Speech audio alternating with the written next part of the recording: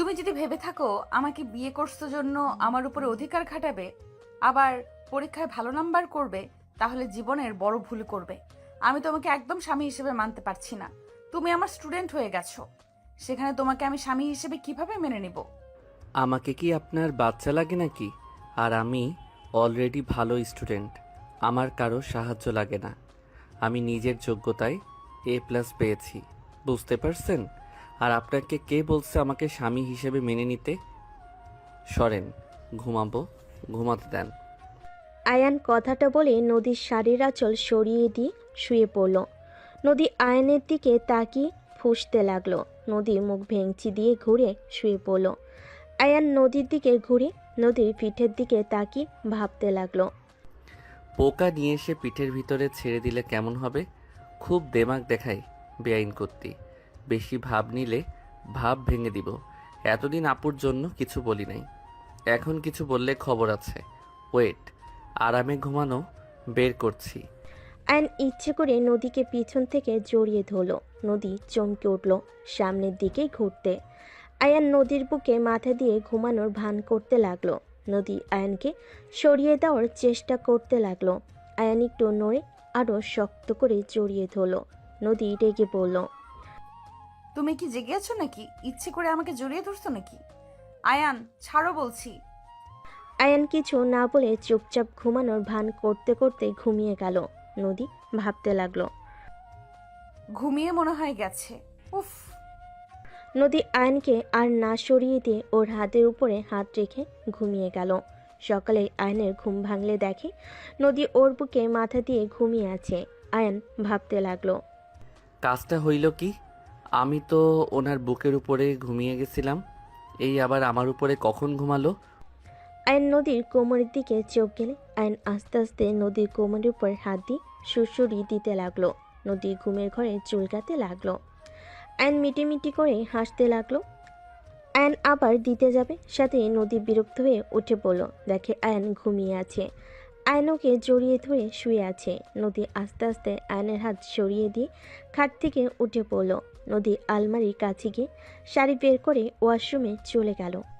Ion এক চোখ খুলে দেখে নদী নাই। আয়ন লাফ দিয়ে উঠে ভাবতে লাগলো। উফ, ওই বেডা বিয়ে করে নিয়ে যাওয়া বাদ দিয়ে গার্লফ্রেন্ড নিয়ে পালাইলো, আর ওর হবু বউ আমার কপালে চলে আসলো। কচু, যদি কোনোদিন সামনে পাই লাথি মারবো পিছনে, বজ্জাত পোলা। আয়ান কথাগুলো ভাবছিল। তখনই ফ্রেশ হয়ে নদী ওয়াশরুম থেকে বের হয়ে দেখে আয়ন কিছু নিয়ে ভাবছে। আয়ানকে দেখে নদী বলে ওঠে। ওই কি ভাবো এত? নদীর কণ্ঠ শুনে আয়ন পিছনে তাকিয়ে বলে, কিছু না। আয়ন কথাটা বলে উঠে আলমারি থেকে শার্ট প্যান্ট বের করে নদীর মাথা থেকে তোয়ালে খুলে নিলে। নদী রাগী লুক নিয়ে তাকিয়ে কিছু বলবে, সাথে সাথে আয়ন ঠোঁটে কিস করে দিয়ে বলে, জামাই কোনো কিছু নিলে রাগ করতে হয় না। তোমাকে তো আমি। কিস করবেন নাকি? নদী থাপ্পড় মারতে যাবে, সাথে সাথে নদীর হাত ধরে আরেক হাত দিয়ে কোমর চেপে ধরে টান দিয়ে কাছে নিয়ে এসে দুহাত পিছনে ধরে বলে, এত রাগ ভালো না বউ, তুমি যে হট, তোমাকে তো খালি আদর করতে ইচ্ছে করছে। এতদিন তো বড় হাপু হিসেবে দেখছি, তাই কখনো সেইভাবে তোমার দিকে তাকাই নাই। এখন তোমাকে দেখে আমি পুরো ফিদা হয়ে গেছি। ভেজা চুলে তোমাকে অসাধারণ লাগছে, তোমাকে দেখে নেশা লেগে যাচ্ছে। আয়নের কথা শুনে নদী ধাক্কা দিলে আয়ন সাথে সাথে দেওয়ালের সাথে ঠেকে গেল। নদীর দিকে হাসি দিয়ে কিছু বলার আগে নদী বলে উঠল, ছি, তোকে ভদ্র নম্র ভেবে এসেছি।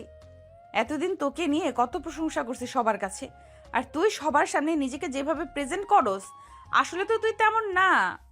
কতটা নোংরা তুই! তোর জায়গায় আমি থাকলে আমি তো কখনোই এভাবে কথা বলতাম না।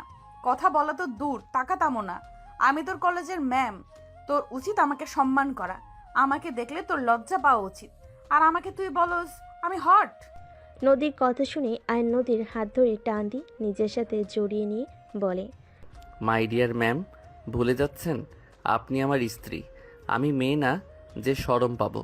আমার বউকে আমি যা ইচ্ছে বলবো, এইটা আমার ব্যাপার। আপনি কলেজে ম্যাম, বাসায় আমার বউ, এটাই আপনার পরিচয়। ছাড় বলছি। আর তোর বউয়ের পরিচয় নিয়ে আমার থাকা লাগবে নাকি? ভুলে যাস না, এটা আমার বাপের বাড়ি। তোকে এখানে আমার বাবা আশ্রয় দিয়েছে বলে থাকতে পারতেছিস। এখন আমার শ্বশুর বাড়ি, আমি এখন নিশ্চিন্তে থাকবো। আগে ভাবতাম আমার ভাগ্য অনেক খারাপ, আমার বাবা মা নাই, আমার বোন আমাকে বড় করছে, অনেক কষ্ট অভাবে বড় হয়েছি, অনেক অভিযোগ ছিল, এখন আর নাই। আপনার মতো হট একটা বউ পাইছি, সাথে বড়লোক শ্বশুর বাড়ি। আয়নের কথা শুনে নদী রাগ কন্ট্রোল করতে না পেরে আয়নের মুখে থুতু দিয়ে বলে, তোর বোন কত ভালো, আর তুই মানুষের বাচ্চা হতে পারস না। তোর বোন সহজ সরল, আর তুই হইছস শিয়ানা। অতি উড়া উড়িস না। যদি আমার ফ্যামিলির কেউ বুঝতে পারে তুই আমাকে বিয়ে করছস আমাদের সম্পদের জন্য, আর আমি যদি অভিযোগ করি তুই আমার সাথে বাজে ব্যবহার করস, তুই সবার সামনে যত ভদ্র দেখাস ততটা ভদ্র তুই না, তাহলে তোকে তোর বোনকে ঘাট ধাক্কা দিয়ে বের করে দিবে। আয়ন নদীকে ছেড়ে দিয়ে ওর শাড়ির আঁচল নিয়ে মুখে লাগা থুতুগুলো মুছতে মুছতে বলতে লাগলো, আমি একবারও বলি নাই তোমাদের সম্পদের জন্য তোমাকে বিয়ে করছি। তোমাদের সম্পদে আমি থুতু দেই। আমার পড়াশোনা শেষ হইলে আমি তোমাদের সব ঋণ শোধ করে দিব। নিজে ভালো চাকরি নিয়ে তোমাকে ভাড়া বাসায় থাকবো। আস্তে আস্তে টাকা জমিয়ে নিজস্ব বাড়ি করব। আয়ন কথাগুলো বলে ওয়াশরুমে চলে গেল। আয়ন গোসল করে জামা কাপড় পরে নিল। ওয়াশরুম থেকে বের হয়ে রেডি হয়ে নিচে চলে গেল।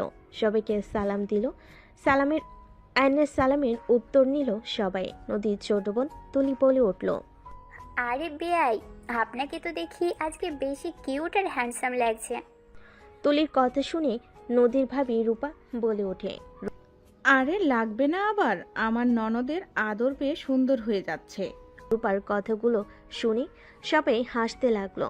আয়ন লজ্জায় মাথা পিছনে দিয়ে বলতে লাগলো, না মানে, আচ্ছা ভাবি আপু কোথায়?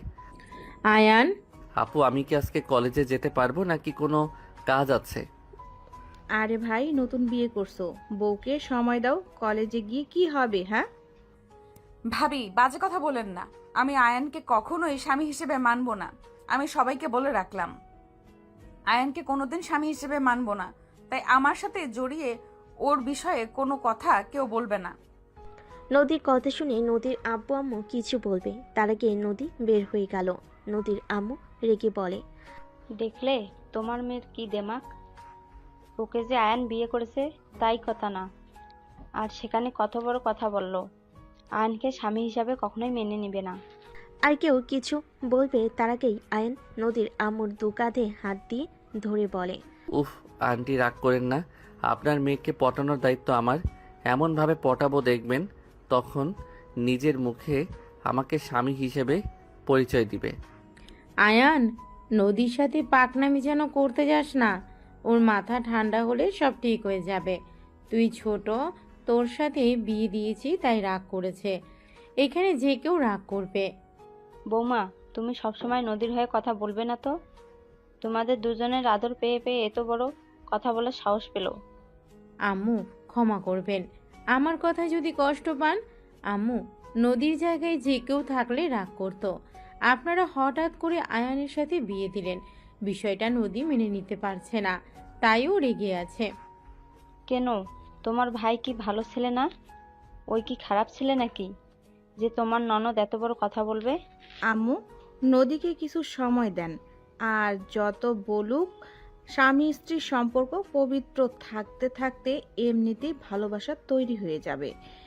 এখন ওই ছোট, আর আয়ানও তো নদীকে বড় আপু বলে ডাকতো। আয়ানকেও নদী তো ছোট ভাইয়ের মতো দেখতো। সেখানে হুট করে স্বামী হয়ে গেলে বিষয়টা লজ্জাজনক ব্যাপার।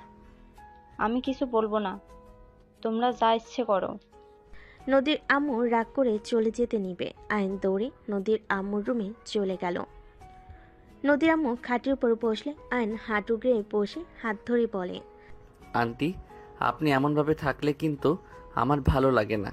আপনি এইসব নিয়ে চিন্তা করবেন না তো, আমি ওনার মনে জায়গা করে নিবই, আর যা করা লাগবে আমি সব করব।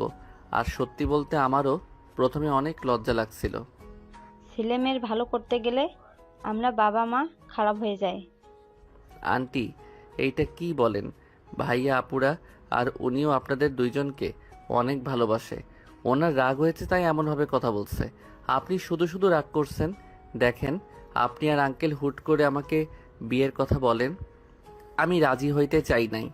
আপনার মুখের দিকে তাকিয়ে আমি রাজি হয়ে যাই। দুইজনের সময় দরকার। আচ্ছা আন্টি, আমার ফোনটা বাজছে।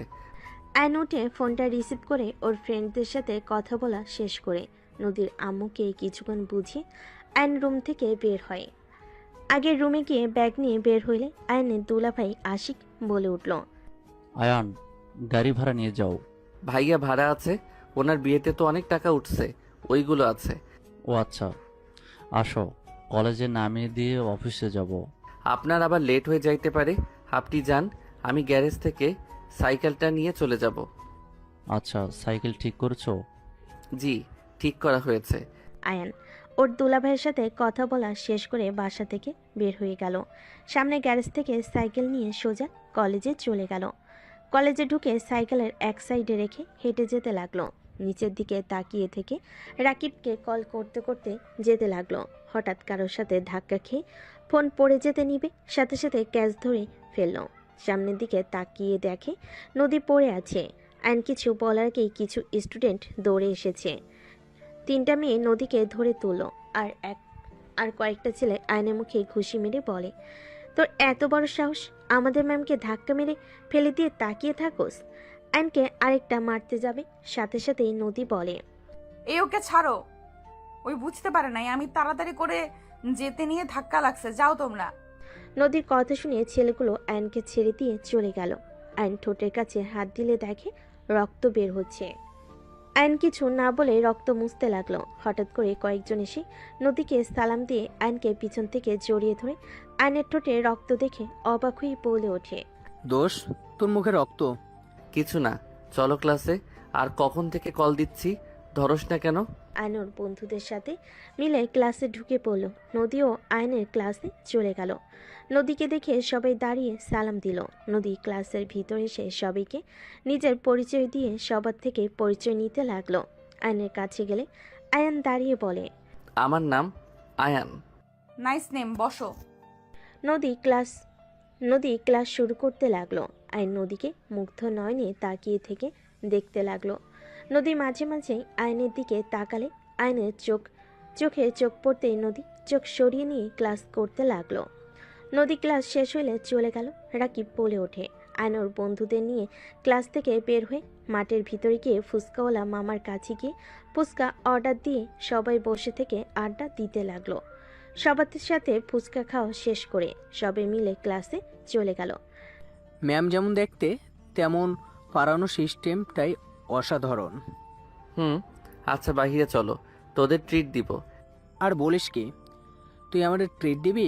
হ্যাঁ চল, বেআইনের বিয়েতে টাকা পাইছি, ওইগুলো দিয়ে খাওয়াবো তোদের। বাহ বাহ, চল। 1:30 কলেজ ছুটি হইলে আয়নর বন্ধুদের সাথে বের হয়ে গেল। 3টার দিকে বাসায় আসলে আয়নের মুখে কাটা দেখে আতিয়া বলে ওঠে, আয়ান, কি হয়েছে? তোর ঠোঁটের কাছে কাটা কেন? কিছু না আপু। কয়েকটা ছেলের খুশি খেয়েছে ভাবি। নদীর কথা শুনে সবাই অবাক হয়ে বলে, কি আয়ান, কি করছোস যে তোকে ওরা মারলো? তুই কি ক্ষতি করেছিলি ওদের? তোর অনেক সাহস বেড়ে গেছে, তাই না? আপু, আমি কিছু করি নাই। আতিয়া মারতে আসবে, সাথে সাথে নদী পানি খাওয়া শেষ করে বলে, ভাবি আমাকে ধাক্কা দিয়ে ফেলে দিয়েছিল, তাই আমার স্টুডেন্টরা ওকে মারছে। কোনো স্টুডেন্টের সামনে শিক্ষিকাকে অসম্মান করলে কি ছেড়ে দেবে নাকি? কি, ওই তোমাকে ধাক্কা দিয়েছিল? আয়ান, আমি তোকে এই শিক্ষা দিয়েছি? নিজের স্ত্রী সব স্টুডেন্টের সামনে ধাক্কা দিয়ে ফেলে দিয়ে অসম্মান করস? তোর লজ্জা লাগে না? আয়ন আতিয়ার কথা শুনে আতিয়াকে কিছু বলবে, তার আগেই আয়নের গালে থাপ্পড় বসিয়ে দিল। আয়ন গালে হাত দিয়ে নদীর দিকে তাকিয়ে থাকলো। নদীর সোফা থেকে উঠে না দেখার ভান করে রুমে চলে গেল।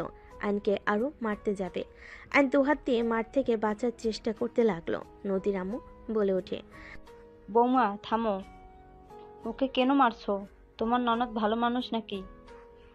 আয়ান, সত্যি করে বলো তো কি হয়েছিল? আর তুমি হঠাৎ করে ওকে ধাক্কা কেন দিয়ে ফেললে? আন্টি, বিশ্বাস করেন, আমি ইচ্ছে করে কিছু করি নাই। আমি রাকিবকে কল দিতে দিতে হাঁটছিলাম, হঠাৎ করে উনি সামনে আসলো, ধাক্কা লেগে উনি পড়ে যায়। তারপর তারপর সব খুলে বলে রূপা বলে, শুধু শুধু আয়ানকে মারলে আফা? আয়ান যাও, রুমে গিয়ে ফ্রেশ হয়ে নাও। আয়ন সোজা নদীর রুমে চলে গেল। নদী আয়নের দিকে তাকিয়ে থেকে ভিলেন মার্কা হাসি দিল। আয়ন কিছু না বলে ব্যাগ টেবিলের উপর রেখে আলমারি থেকে শার্ট প্যান্ট নিয়ে ওয়াশরুমে চলে গেল। গোসল করে বের হলে শার্ট প্যান্ট বারান্দায় মেলে দিল। আয়ন বারান্দায় দাঁড়িয়ে থেকে পাশের বারান্দার মেয়েটার দিকে তাকাতেই মেয়েটা বলে, হাই আয়ান, কেমন আছো? আলহামদুলিল্লাহ, তুমি কেমন আছো? এই তো আলহামদুলিল্লাহ। বউ কই তোমার? শুয়ে আছে। ও আচ্ছা, সন্ধ্যার দিকে ছাদে এসো। আয়ন মেয়েটাকে কিছু বলবে তার আগে নদী পিছনে দাঁড়িয়ে রাইসার দিকে রাগী লোক নিয়ে তাকাতেই রাইসা চলে যেতে নিলে আয়ন বলে, ওই এখন চলে যাচ্ছ কেন? আমার কথা তো শুনে যাবে নাকি? পরে শুনবো। কথাটা বলে চলে গেল। নদী খাটের কাছে চলে গেল। আয়ন কিছুক্ষণ সামনের দিকে তাকিয়ে থেকে রুমের দিকে তাকিয়ে দেখে নদী খাটের উপর পা ঝুলিয়ে বসে আছে। আয়ন রুমে গিয়ে নদীর পাশে বসে আস্তে করে চুলের খোপাটা খুলে দিলে নদী রাগী লোক নিয়ে তাকাতে আয়ন সাথে সাথে অন্যদিকে তাকিয়ে থেকে বলতে লাগলো, কাউকে চুল ছেড়ে দিয়ে থাকলে বেশি সুন্দর লাগে, বাতাসে উঠলে আরো সুন্দর লাগে। আমার মাথার চুল ছেড়ে দিতে বলছি তোমাকে। কই না তো, তাহলে খুললে কেন? দেখতে মন চাইলো তাই। আচ্ছা শোনো, তুমি কি তখন ব্যথা পেয়েছিলে? মানুষ জন্য কিছু বলি নাই। ব্যথা পাইলে কি আর না পাইলেই কি? পাইছো নাকি সেইটা বলো। পাইছি, কি করবি? কোথায় দেখি? কোমরে আর হাতে একটু পেয়েছি। কানার মতো করে হাঁটো। আয়ন নদীর হাত নিয়ে দেখতে লাগলো। আয়নের কাছ থেকে হাত নিয়ে বলে, ছাড়ো। দেখি হাতটা কোথায় পাইছো, দেখা তো যাচ্ছে না। ছাড়ো বলছি। তোমার দেখতে হবে না। দেখাবে নাকি জোর করে কিস করব? বেয়াদব, এখানে ব্যথা পাইছি, কি করবি? হ্যাঁ, নদীর কথা শুনে আয়ন দুষ্টামির হাসি দিয়ে বলে, আমি তো ব্যথার জায়গায় কিস করতে চাইলাম, তাহলে কিস করি। আয়ন নদীর বুকের দিকে যেতে যাবে আয়নের মুখ ধরে বলতে লাগলো, আমি রেগে বলছি, একদম কাছে আসবে না, মারবো কিন্তু। রেগে বসে কেউ রোমান্স করার জন্য বুকের দিকে দেখায় নাকি? নিশ্চয়ই তোমার আমার ভালোবাসা পেতে ইচ্ছা করছে, এত লজ্জা পাও না? নদী আয়নের মাথা সরিয়ে দিয়ে লাফ দিয়ে উঠে দৌড়ে রুম থেকে বের হয়ে গেল। আয়ন খিলখিল করে হাসতে হাসতে খাটের উপরে গড়াগড়ি খেতে লাগলো। নদী পিছিয়ে এসে দরজার আড়াল থেকে আয়নের হাসি দেখে নিজের অজান্তে মুখে হাসি ফুটে উঠল। আয়নের ফোন বেজে উঠলে আয়ন কলটা রিসিভ করলো। আসসালামু আলাইকুম। কে? আমি। ও আমার নাম্বার কোথায় পেলেন? আয়ান, বাসে ফিরে আয় বাবা, আর কত আমাদের শাস্তি দিবি? বাই। আয়ন কল কেটে দিল।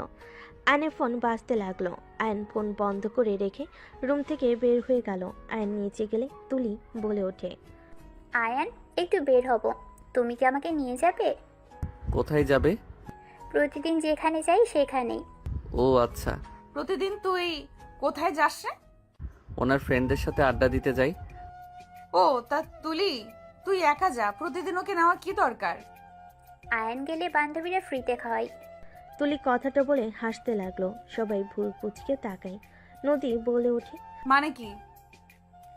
মানে আসলে ও তুমি তো আয়ানকে স্বামী হিসেবে মানোই না, তাই তোমাকে বলে কিছু হবে না।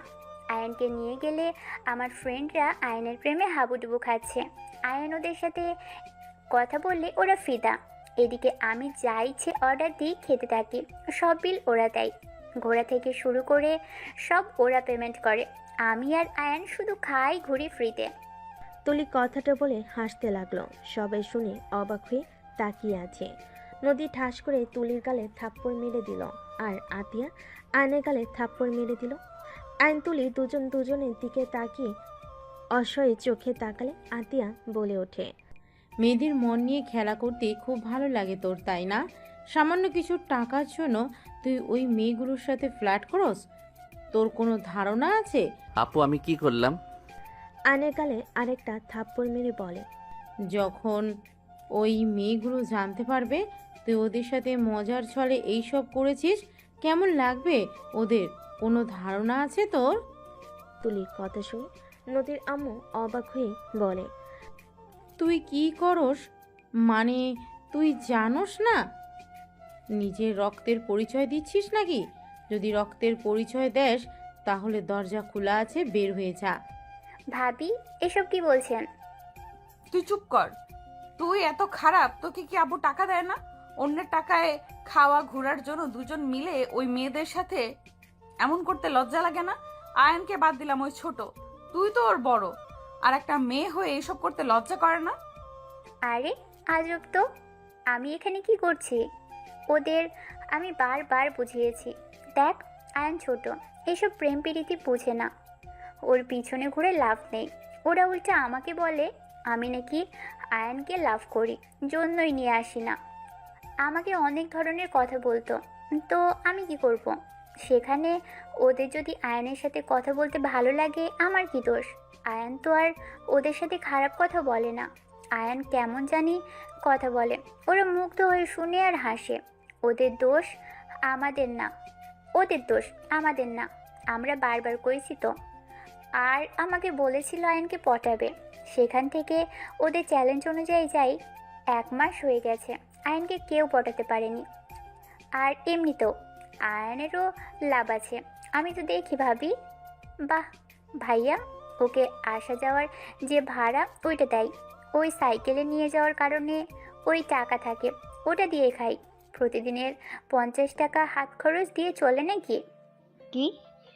বাট আয়ানকে তো 200 টাকা করে দেওয়ার কথা। নদীর আব্বু তো বলে দিয়েছে।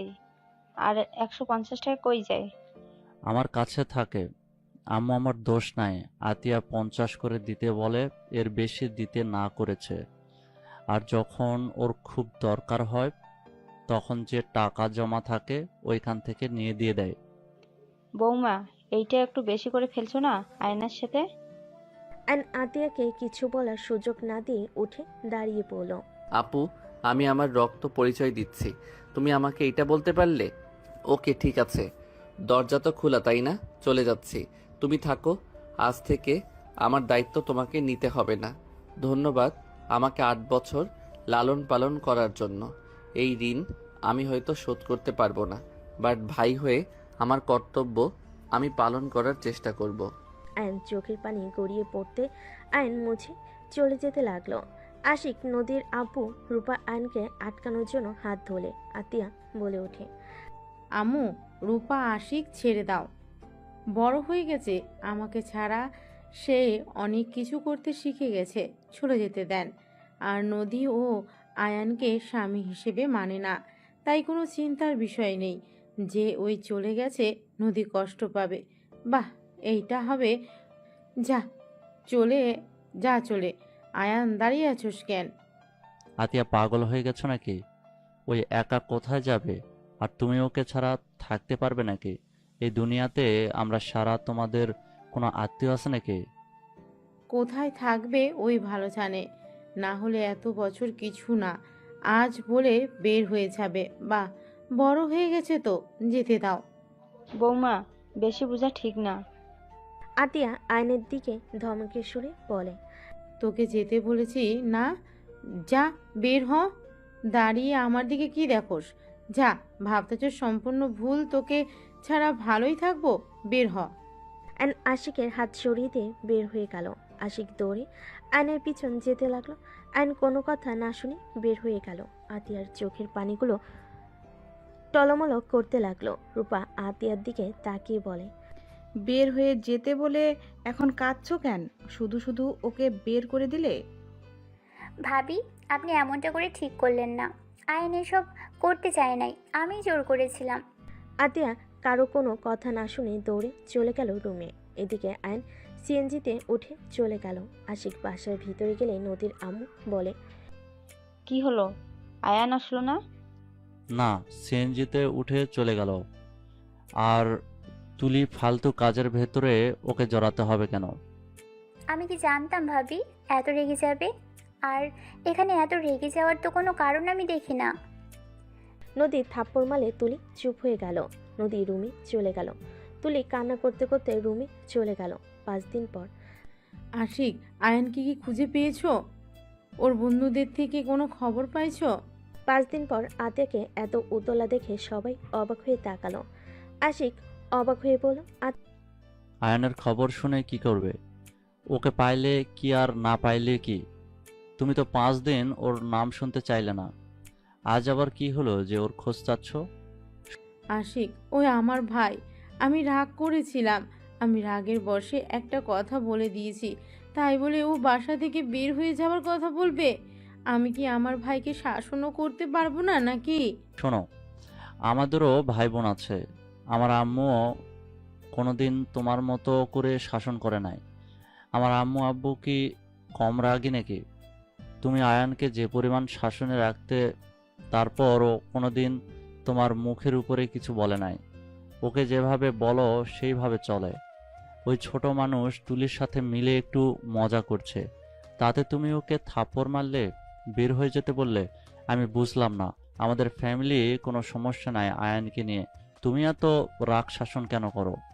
তুমি বুঝবে না, অল্পতে খুশি থাকা ভালো, যেটা আমার ভাইকে আমি শিখিয়েছি। হ্যাঁ, আমি মানছি রাগের বশে আমি ওকে বকা দিয়েছি। ওর বোঝা উচিত ছিল আমি ওর ভালোর জন্য ওকে বকাগুলো দিয়েছি। ওই ছোট আর কত সহ্য করবে? এইটাই শাসন বলে না আতিয়া, পাগলামি বলে। আমার ছেলে মেয়েকে তুমি এত শাসন করতে পারবে না। ওরা বাসায় আসলে একদম ওদের উপরে এত শাসন চালাতে যাবে না, বলে দিলাম। Ashiq, just shut up. Ashiq, বৌমার সাথে ঝগড়া করিস না।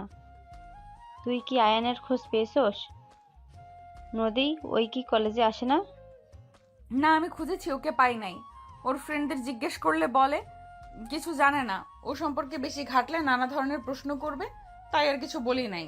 ওর ফ্রেন্ডদের তুমি চেনো নদী? বাট বাসা কই তা জানি না। মনে হয় বস্তির ওইদিকে হবে। ওদের ওইদিকে কয়েকবার যেতে দেখেছি। উফ, কেন যে রাগ দেখাতে গেলাম, ফোনটাও নেয় নাই। আতিয়া কান্না করতে লাগলো। রূপা আতিয়াকে ধরে হঠাৎ করে আতিয়ার কল বেজে উঠল। আয়নের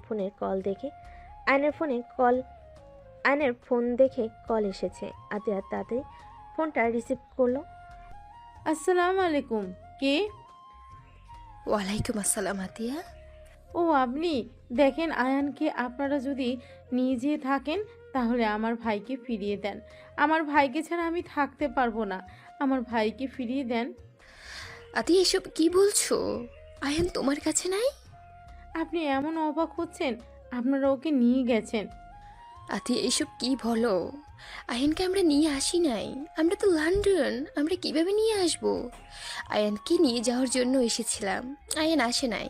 তোমার সাথে কথা বলারও সুযোগ দেয় নাই। সত্যি আপনারা ওকে নেন নাই? তুমি নাম্বারটা দেখো। আতিয়া নাম্বারের দিকে তাকিয়ে দেখে বাহিরের দেশের নাম্বার। আতিয়া কান্না করতে করতে বলে, ওকে রাখছি। আয়ান কোথায়? ওর কি হয়েছে? তুমি ঠিক আছো আতিয়া? আয়ানের সাথে কিছু হয়েছে তোমার? আতিয়া, কথা বলো। আতিয়া ফুপিয়ে ফুপিয়ে কান্না করতে করতে বলে, জানি না, আমার উপরে রাগ করে বের হয়ে গেছে। আজ 5 দিন ওর কোনো খোঁজ খবর নেই। আতিয়ার কথা শুনে আয়নের আম্মু থমকে গেল। আয়নের আম্মু বলে, কি বলছো? আমি সেই দিন কথা বললাম, ওই আমার ফোন কেটে দিয়ে ফোন বন্ধ করে দিয়েছিল। ওর বন্ধুদের সাথে যোগাযোগ করো, আমি মানুষ লাগিয়ে দিচ্ছি, তুমি কান্না করো না। আপনার সাহায্য আমার লাগবে না। আমি আমার ভাইকে একা খুঁজে নিয়ে আসব। আর আপনি আমার ভাইকে কেন কল দেন? আপনাকে কতবার বলেছি আমার ভাই আমার সাথে যোগাযোগ রাখার চেষ্টা করবেন না। আতিয়া, কেন এমন করছো? আমাদের কি ক্ষমা করা যায় না? আজ 9 বছর হয়ে গেল তোমরা দুইজন আমাদের থেকে দূরে। আমরা তো তোমার বাবা মা, কেন এমন করছো? তোমার আব্বুর ভুলের জন্য শেষ তো শাস্তি পেয়েছে। চুপ করেন, আপনাদের কথা আমি শুনতে চাই না। আমার ভাইকে আমি ফিরিয়ে নিয়ে আসব। আমি আমার ভাইয়ের উপর আপনার হাজবেন্ডের আর আপনার বড় ছেলের ছোঁয়াও পড়তে দিব না। Just hate you. আয়নের আম্মুকে কিছু বলতে না দিয়ে কল কেটে দিয়ে রাগে বসে ফোন আছাড় দিয়ে ভেঙে ফেলল। আতিয়ার এমন রাগ দেখে সবাই চমকে গেল। আতিয়া ওর ফোন বের করে একজনকে কল দিয়ে বলল, আসসালামু আলাইকুম, আমি আতিয়া। ওয়ালাইকুম আসসালাম। চাচ্চু, তুমি কোথায়? আমি যেখানে থাকার সেখানে আছি। আপনি আমাকে সাহায্য করতে পারবেন? কি হয়েছে চাচ্চু, কান্না করছো কেন? আমি আয়ানের পিক আপনাকে দিচ্ছি। 2 ঘন্টার ভিতরে ওকে খুঁজে বের করে দিবেন। কি হয়েছে আয়নের? আমার সাথে ঝামেলা হয়েছিল, রাগ করে চলে গেছে। 5 দিন ধরে ওর কোনো খোঁজ পাচ্ছি না। আমার যতটা ধারণা ও এই এলাকায় আছে। ওর কাছে বেশি টাকা নাই যে বাইরে যাবে। ঠিক আছে, কান্না করো না, আমি দেখছি। আতিয়া কথাগুলো বলে ফোন কেটে দিল। আয়নের পিক পাঠিয়ে দিল। আতিয়া নিজ থেকে সিম ভেঙে ফেল। আশিক বলে ওঠে, কাকে বললে যে 2 ঘন্টার ভেতর আয়ানকে বের করে দেবে? এইটা কিভাবে সম্ভব? আমরা 5 দিন ধরে খুঁজে যাচ্ছি, পাচ্ছি না। আর আয়ানের ফোনের সিম ভেঙে কেন ফেললে? এই সিম ফোনের কোনো দরকার নেই। আর যাকে বলেছি তার উপরে আমার বিশ্বাস আছে। আতিয়ার ফোন বেজে উঠলে আতিয়া কল রিসিভ করতেই আয়ান বলে ওঠে, আপু, ওরা আমাকে ধরে নিয়ে এসেছে। আপু আমাকে যেতে দিচ্ছে না। তুই বল আপু, বাসায় যেতে বলেছে। আয়ন কিছু বলার আগেই চাচ্ছু ফোন রিসিভ করে বলে, আতিয়া, আয়ান আজকে আমাদের কাছে থাক। তোমার আম্মুরা কাজিনরা ওকে যেতে দিবে না। আয়ানকে আসতে দেন, ওই পরে গিয়ে ঘুরে আসবে। তুমি এখানে আছো? ভাই, আতিয়া কল কেটে দিল। আয়নের ফোনগুলো সিম সব টুকরো টুকরো তুলে ডাস্টবিনে ফেলে দিয়ে রান্নাঘরে চলে গেল। নদীর আম্মু আশিককে বলল, বৌমা আমাদের থেকে মনে হয় কিছু লুকাচ্ছে। ওর কথা বলার ধরন চেঞ্জ হয়ে গেছে। 2 ঘন্টার ভিতরে একটা মানুষকে কিভাবে খুঁজে বের করবে? আমিও বুঝতে পারছি না, এমন সরল নরম কণ্ঠে মানুষ কিভাবে এভাবে কথা বলতে পারে। রাগের চটে ফোন ভেঙে ফেললো। সবাই টুকটাক কথা বলতে লাগলো। 3 ঘন্টা পর কলিং বেল বাজার শব্দ হলো। কাজের লোক দরজা খুলতে চলে গেল। আইন ভিতরে ঢুকলো। সবাই অবাক হয়ে গেল। আতিয়ার সামনে কাপা কাপা কণ্ঠে বলল, আই এম সরি। লাস্টে 37 কার নাম্বার? আয়ান থমকে গেল। আয়ন ভয়ে ঢোক গিলে বলে, না মানে। আয়নের গালে সজোরে থাপ্পড় মেরে কলার ধরে বলে, না মানে কি? লাস্টে 37 কার? উত্তর দে আমাকে। আপু, আই এম সরি। আয়ন আতিয়াকে জোর করে জড়িয়ে ধরে কান্না করতে করতে বলে, আপু, আমাকে ক্ষমা করে দাও। বিশ্বাস করো, আমি তোমাকে ছাড়া কোথাও যাব না। উনি আমাকে কল দেয়, আমি ব্লগ দিতে গিয়েও পারি না। আমার ওনার কণ্ঠ শুনতে ভালো লাগে। ছাড় আমাকে, তাহলে চলে যা। তোকে কে থাকতে বলেছে এখানে? চলে যা। আমি তো খারাপ বোন, তোকে কোনো স্বাধীনতা দেই না। আমি সব সময় শাসনে রাখি। চলে যা তুই। আপু, আই এম সরি। প্লিজ আমাকে ক্ষমা করে দাও। আমার ভুল হয়ে গেছে। আমি আর ওনার ফোন রিসিভ করব না। উনি বারবার আমাকে কল করে। আমি কতবার বলছি আমাকে কল দিবেন না। আমি ফোন বন্ধ করে রাখি। ফোন চালু করলে ওনার 1000টা কল আসে। আমাকে আগে কেন বলস নাই? আমার থেকে আর কি কি লুকাচ্ছিস তুই? আর তুই এই 5 দিন কোথায় ছিলি? আপু, আমি একটা জব দিয়েছি। ওইখানে থাকা খাওয়া সব ফ্রি। মাসে 10,000 টাকা দিবে। তোকে জব নিতে কে বলেছে? আপু, আমি তো বড় হয়েছি, এখন আমার স্ত্রীও আছে। বউকে কিছু কিনে দিতে গেলে সেই তোমার থেকে চাইতে হবে বা দুলাভাইয়ের থেকে। আমার এইটা মোটেও ভালো লাগবে না। নিজে সবার ঘাড়ে বসে খাচ্ছি, আবার বউকে কিছু দিতে গিয়ে তাদের থেকে যদি নিতে হয়। ওই, তোকে আমি বলছি আমাকে কিছু গিফট করতে? ওই, তোর বয়স কত? এত পাকনামি তোকে কে করতে বলছে? ফাজলামি করস তুই, তাই না? সবাইকে টেনশনে ফেলে ফাজলামি করস। আতিয়াকে আয়ন ছেড়ে দিয়ে নদীর দিকে তাকালে আয়ন বলে, আই এম সরি। আমাকে প্লিজ সবাই ক্ষমা করে দেন। আমি কাউকে চিন্তায় ফেলতে চাই নাই। আপু আমাকে সেই দিন এমন কিছু বলছিল, আমি বিষয়টা মেনে নিতে পারছিলাম না। এই, কি এমন বলছে তোকে? তোর বোন তো তোকে মাঝে মাঝে রেগে বাড়ি থেকে বের হয়ে যেতে পারে। সেখানে এতদিন যাস নাই, সেদিন কেন গেলি? বের হওয়ার ব্যাপারে আমার খারাপ লাগে নাই। আমার খারাপ লাগছে আপু আমাকে রক্তের পরিচয় দেওয়ার কথা শুনে। আমি কি এমন করছিলাম? আমি তো জাস্ট ওই মেয়েদের সাথে কথা বলতাম মজা করে। এর থেকে তো আমি কোনো বাজে কথা ভিতরে বা তাদের দিকে বাজেভাবে তাকাইও নাই। রুমে যা। আমার রাগ আরো বাড়ছে কিন্তু তোর উপরে। যাচ্ছি। আর একটা কথা বলার আছে। কি কথা? আপু, সাথী মেয়েটা আমার পিছনে লাগছে। সাথীকে? যে আমাকে ধরে নিয়ে গেছিল, ওনার ছোট মেয়ে, আমাদের পাশে কলেজে নাকি পড়ে। ও, তুই এড়িয়ে যাবি? আর তুই বিয়ে করছিস এটা কাউকে জানানোর দরকার নেই। আপু, না জানালে ওরা বিয়ে কথা বলছে। আমার পড়াশোনা শেষ হইলে অনুষ্ঠান করবে। আর ইন্টার পরীক্ষা দেওয়ার পরে আমাদের নাকি বিয়ে পড়িয়ে রাখবে। আমি কথা বলে নিব, তুই যা রুমে। কে বিয়ে পড়াবে? আসলে তোমাদের বড় ভাই বোনের মাঝে চলছেটা কি? তোমাকে কে কিডন্যাপ করেছিল? আমু, কিডন্যাপ না, আমি যাকে বলেছিলাম সেই ওকে খুঁজে নিয়ে গেছিল। ও আরেকটা কথা আপু, রূপা মেয়েটা নাকি ভাবি হয়। আঙ্কেলের কোম্পানির শেয়ারে যে মেয়েটা আছে উনি। কি? হুম। সব ঝামেলা একসাথে আসা লাগবে? রূপা ম্যাম তোমার ভাবি হয় মানে? কি বলো এসব? ওনার সাথে তোমাদের সম্পর্ক হওয়ার তো দূর, ওনাদের তো অনেক বড় বিজনেস আছে, ওনার শ্বশুর শাশুড়ি সব লন্ডন থাকে, উনি বছরের একবার আসে, ওনাদের সাথে তোমাদের সম্পর্ক থাকার কোনো ভাবে সম্ভব না। ওর কথা রাখো তো, ও তো বড় মাপের মানুষদের সাথে আমাদের কি সম্পর্ক হবে? সাথী ওর বড় বোন রূপা, রূপার আব্বুকে আমি চিনি, উনি তো ভালো মানুষ, গরিবদের সাহায্য করে, সেখান থেকে পরিচয়। ও তাই বলো? আয়ন চলে গেল। আতিয়া নিজের রুমে চলে গেল। তুলি বলে ওঠে, দেখছো, সাথী আমাদের সাথে পড়ে, আমাদের ক্লাসে টপার, সেও ওর পিছনে লেগেছে। শুধু আপু আয়নের মর্ম বুঝলো না। Just shut up. নদী ধমক দিয়ে চলে গেল।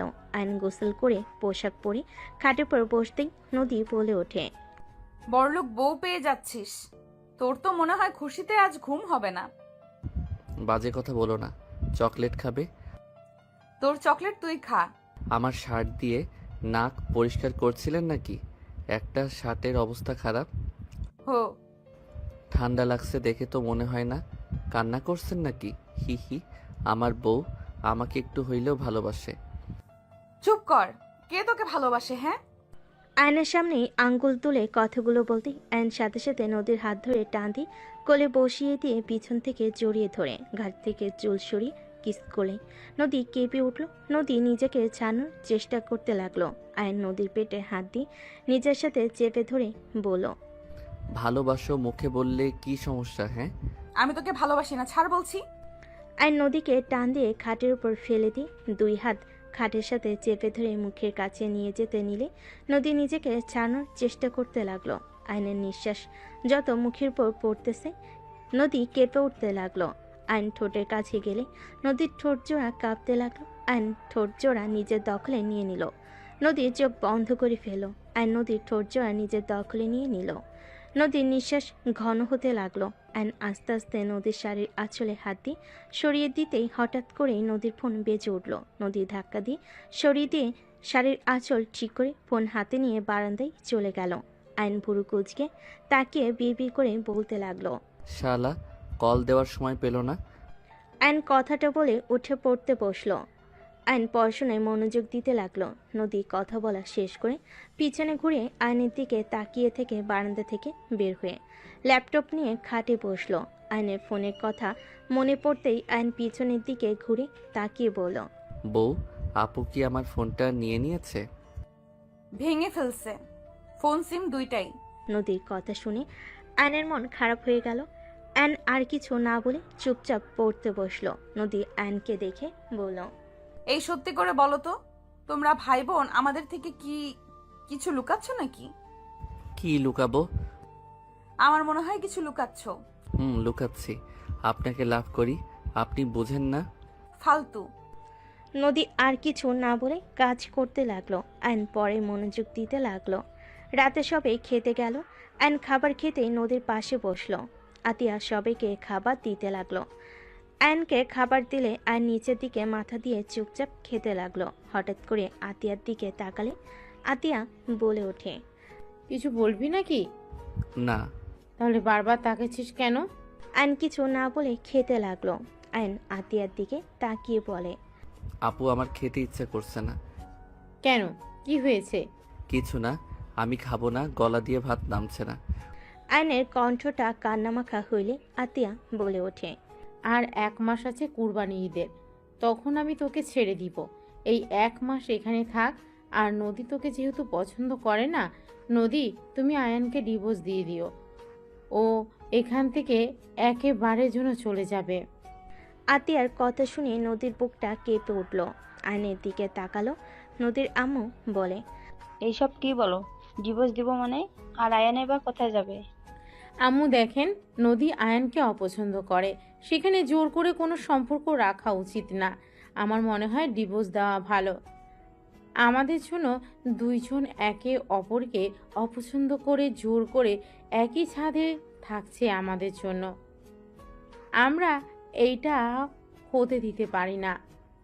মেয়েদের স্বাধীনতা বলে একটা কথা আছে। একটা জিনিস বুঝলাম না, তুমি সব সময় মেয়েদের হয়ে এত কথা কেন বলো? মেয়ে হয়ে কি আমাদের কোনো স্বাধীনতা থাকবে না নাকি? বিয়ে সারা জীবনের ব্যাপার। সেখানে নদী আয়নকে সহ্য করতে পারছে না, সেখানে বাধ্য হয়ে আয়নের সাথে থাকার কোনো মানে হয় না। দুজনের জীবন নষ্ট। আমারও তাই মনে হয়, ওদের বাধ্য হয়ে সম্পর্কে রাখা উচিত না। দুজন চুপ করবে। খাবার খেতে দিবে নাকি উঠে চলে যাব? আতিয়া বসল, সবে খাবার খেতে লাগলো। আয়ন অল্প খেয়ে উঠে চলে গেল। আয়ন রুমে গিয়ে বসে থেকে ভাবতে লাগলো। উনি কি আসলে আমাকে ভালোবাসে না নাকি? একটা কথাও বললো না আপু, যে ডিভোর্সের কথা বললো কিছু বললো না, চুপচাপ কথাগুলো শুনলো। ওকে ডিভোর্স দিলে আমিও দিব। আমিও চাই না জোর করে ওনার সাথে থাকতে। ভালো লাগছে না, চারিদিকে শুধু অশান্তি। আয়ন কথাগুলো ভাবতে লাগলো। আয়ন খাটের এক কোণে শুয়ে থেকে কথাগুলো ভাবতে লাগলো। নদী রুমের ভিতর এসে আয়নকে ভাবতে দেখে কিছু বলল না। খাটে শুয়ে লাইট অফ করে দিল। ডিম লাইট জ্বালিয়ে উপরের দিকে তাকিয়ে থাকতে লাগলো। আয়ন নদীর হাতের উপরে মাথা দিয়ে পেট উপরে হাত রেখে জড়িয়ে ধরে বলল, তুমি কি সত্যি আমাকে ডিভোর্স দিবে? আচ্ছা, আমাকে কি সত্যি ভালোবাসা যায় না? আমি অন্য কাউকে ভালোবাসি। নদীর কথা শুনে আয়নের বুকের ভিতর কেঁপে উঠল। আয়ন এক সেকেন্ডের ভিতরে নদীর উপর থেকে হাত সরিয়ে নিল। আয়ন খাট থেকে নেমে বালিশ নিয়ে সোজা সোফায় চলে গেল। নদীর চোখের পানিগুলো গড়িয়ে পড়ল। নদী মনে মনে ভাবতে লাগলো, এই তোমার ভালোবাসা আয়ান? অন্য কাউকে ভালোবাসি শুনে আমার পাশের জায়গাটা ছেড়ে দিলে? নিজের স্ত্রীকে নিজের করে রাখার বয়স তোমার হয় নাই। কিভাবে নিজের জায়গায় ধরে রাখতে হয় সেটা তুমি জানো না আয়ান। নদী কথাগুলো ভাবতে ভাবতে চোখের পানি ফেলতে ফেলতে ঘুমিয়ে গেল। আয়ন এপাশ ওপাশ হতে লাগলো। আয়ন ভাবতে লাগলো, আমাকে ভালো না বাসলে আমি ছিলাম না দেখে আমার শার্ট জড়িয়ে কেন কান্না করছে? আর সত্যি কান্না করছে নাকি আমার ভুল ধারণা? আমি কাছে গেলাম, আমাকে শুধু মুখে বলল সরে যেতে। কই প্রথমের মতো তো জোর করে সরিয়ে দেওয়ার চেষ্টা তো করলো না। উফ, মেয়ে মানুষকে বোঝা বড্ড কঠিন। আমার বোন একটা আছে, এত পেঁচালো কেন এই মেয়ে মানুষ, ধ্যাত ভালো লাগে না। আয়ন কথাগুলো বলে ঘুমিয়ে গেল। সকালে ঘুম ভাঙলে নদী আয়নের দিকে কিছুক্ষণ তাকিয়ে থেকে ওয়াশরুমে চলে গেল। আয়নের ঘুম ভাঙলে খাটের দিকে তাকিয়ে দেখে নদী নাই। আয়ন উঠে ওয়াশরুমের দিকে তাকিয়ে বুঝলো ওয়াশরুমে গেছে। আয়ন উঠে বারান্দায় চলে গেল। বারান্দার গ্রিল ধরে দাঁড়িয়ে থাকতে লাগলো। হঠাৎ করে সামনে থেকে রাইসা বলে উঠল, গুড মর্নিং আয়ান, কেমন আছো? গুড মর্নিং, আলহামদুলিল্লাহ ভালো। তুমি কেমন আছো? আলহামদুলিল্লাহ। কাকির থেকে শুনলাম তুমি নাকি রাগ করে বের হয়ে গেছিলে। ওই আর কি। আর এমন করবে না, তুমি তো জানো ভাবি তোমাকে কত ভালোবাসে। যাই হোক, তোমার বাসার সবাই কেমন আছে? আলহামদুলিল্লাহ। তা বাসায় আসো, ঘুরে যাও। আম্মু আব্বু তোমার কথা জিজ্ঞেস করে। ছেলেটা কোথায়, রাগ করে গেল? যাবো এক সময়, কলেজে যেতে হবে। ওকে যাও। রাইসা চলে গেলে আয়ন পিছনে ঘুরে তাকালে দেখে নদী তাকিয়ে আছে। আয়ন কিছু না বলে নিচের দিকে তাকিয়ে আলমারির কাছে গিয়ে শার্ট প্যান্ট নিয়ে ওয়াশরুমে চলে গেল। ফ্রেশ হয়ে পোশাক চেঞ্জ করে আয়ন বের হইল। ব্যাগ কাঁধে নিয়ে নিচে চলে গেল। আয়ন একজনকে দেখে অবাক হয়ে গেল। আয়ন বলে উঠল, খালা। আয়নের কণ্ঠ শুনে পিছনের দিকে মহিলাটা তাকাতেই আয়নকে বলল, কে বাবা তুমি, আমাকে চেনো? MKH। আয়নের কথা শুনে রহিমা খালা অবাক হয়ে গেল। রহিমা খালা কাঁপা কাঁপা কণ্ঠে বলে উঠল, আয়ান। আয়ন দৌড়ে গিয়ে রহিমা খালাকে জড়িয়ে ধরল। সবাই অবাক হয়ে তাকিয়ে থাকতে লাগলো। আতিয়া রান্নাঘর থেকে বের হলে চমকে গেল। আয়নকে রহিমা খালা সারা মুখে চুমু দিতে লাগলো আর কান্না করতে করতে বলে, আয়ান আব্বু তুমি এখানে আছো? বড় মামুনি কোথায়? আপু। আয়নের কথা শুনে রহিমা খালা পিছনে ঘুরে তাকাতেই আতিয়াকে দেখে বলে, মামুনি কেমন আছেন? ভালো, আপনি কেমন আছেন? আজ আমি অনেক খুশি তোমাদের দেখা পেয়ে। আয়ান বাবা কত বড় হয়ে গেছে, আমি তো চিনতেই পারি নাই। আমার বুক পর্যন্ত ছিল, আর এখন কত বড় হয়ে গেছে আমি চিনতেই পারি নাই। হি হি হি। MKH, তুমি কিন্তু আমার ছোট হয়ে গেছো। আমাকে সম্মান করবে। আমি তোমার আব্বু হয়ে গেছি। আয়নের কথা শুনে রহিমা খালা ফিক করে হেসে বলে, একদম, আপনি আমার আব্বু হয়ে গেছেন। মামুনি, আপনি দয়া করে বাবুকে নিয়ে চলেন, আমি ওনাদের খবর দেই। খালা, দয়া করে এখানে কোনো ধরনের কথা তুলেন না। আয়ান, কলেজে যাচ্ছিস না? রহিমা, তুই ওদের দুজনকে চিনোস?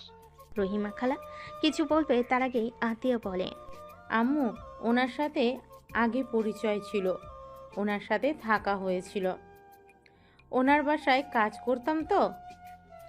ও আচ্ছা। মামুনি, কি বলেন এসব? ঠিক বলছি খালা। কিরে, যাস না কেন? যাব না আজকে। যেতে বলছি, যা। আয়ন আর কিছু না বলে চলে গেল।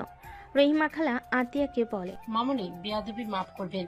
আপনি আয়নবাবু এখানেই থাকেন, আমি ওনাদের জানিয়ে দিই, ওনারা আপনাদের ছাড়া ভালো নেই। কে ভালো নাই রে? আপা, তুমি কিছু জানো না ওরা কারা? খালা, প্লিজ চুপ করবেন। রহিমা খালা আর কিছু বলল না। এদিকে আয়ন কলেজে চলে গেল। কলেজ ছুটি হলে আয়ন রাকিবকে বলল, এই যে মেয়েটা আসছে, তুই ওই মেয়েটাকে পটিয়ে নিবি। যদি নিস তাহলে তোর লাইফ সুন্দরভাবে কাটবে। কে ও? এখানে নাম করা বিজনেসম্যানের ভাতিজি। বলিস কি, রাহেন চৌধুরীর ভাতিজি? হ্যাঁ, থাক, আমি যাই। আয়নের সাথে কিছু বলার আগে সাইকেল নিয়ে জোরে চালিয়ে চলে গেল।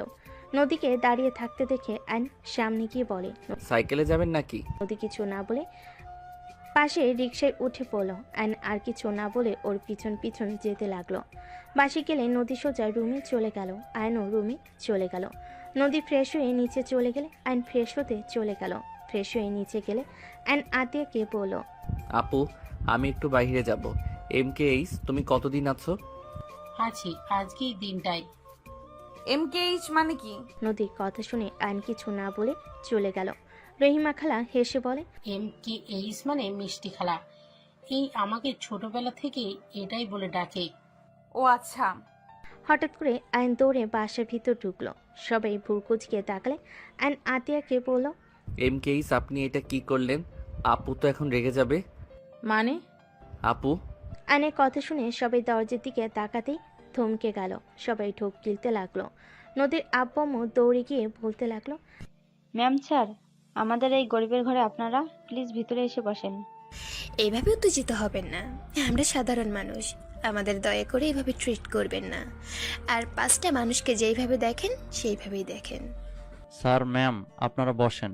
আশিক ভালোভাবে সোফা পরিষ্কার করতে লাগলো। তুলি দেখে অবাক হয়ে বলল, ম্যাম আপনি? আমি তো বিশ্বাসই করতে পারছি না, আমি আপনার অনেক বড় ফ্যান। আপনার সাথে ছবি তোলা যাবে? আপনি আমার আইডল, আমি আপনার মতো বড় বিজনেসম্যান হতে চাই।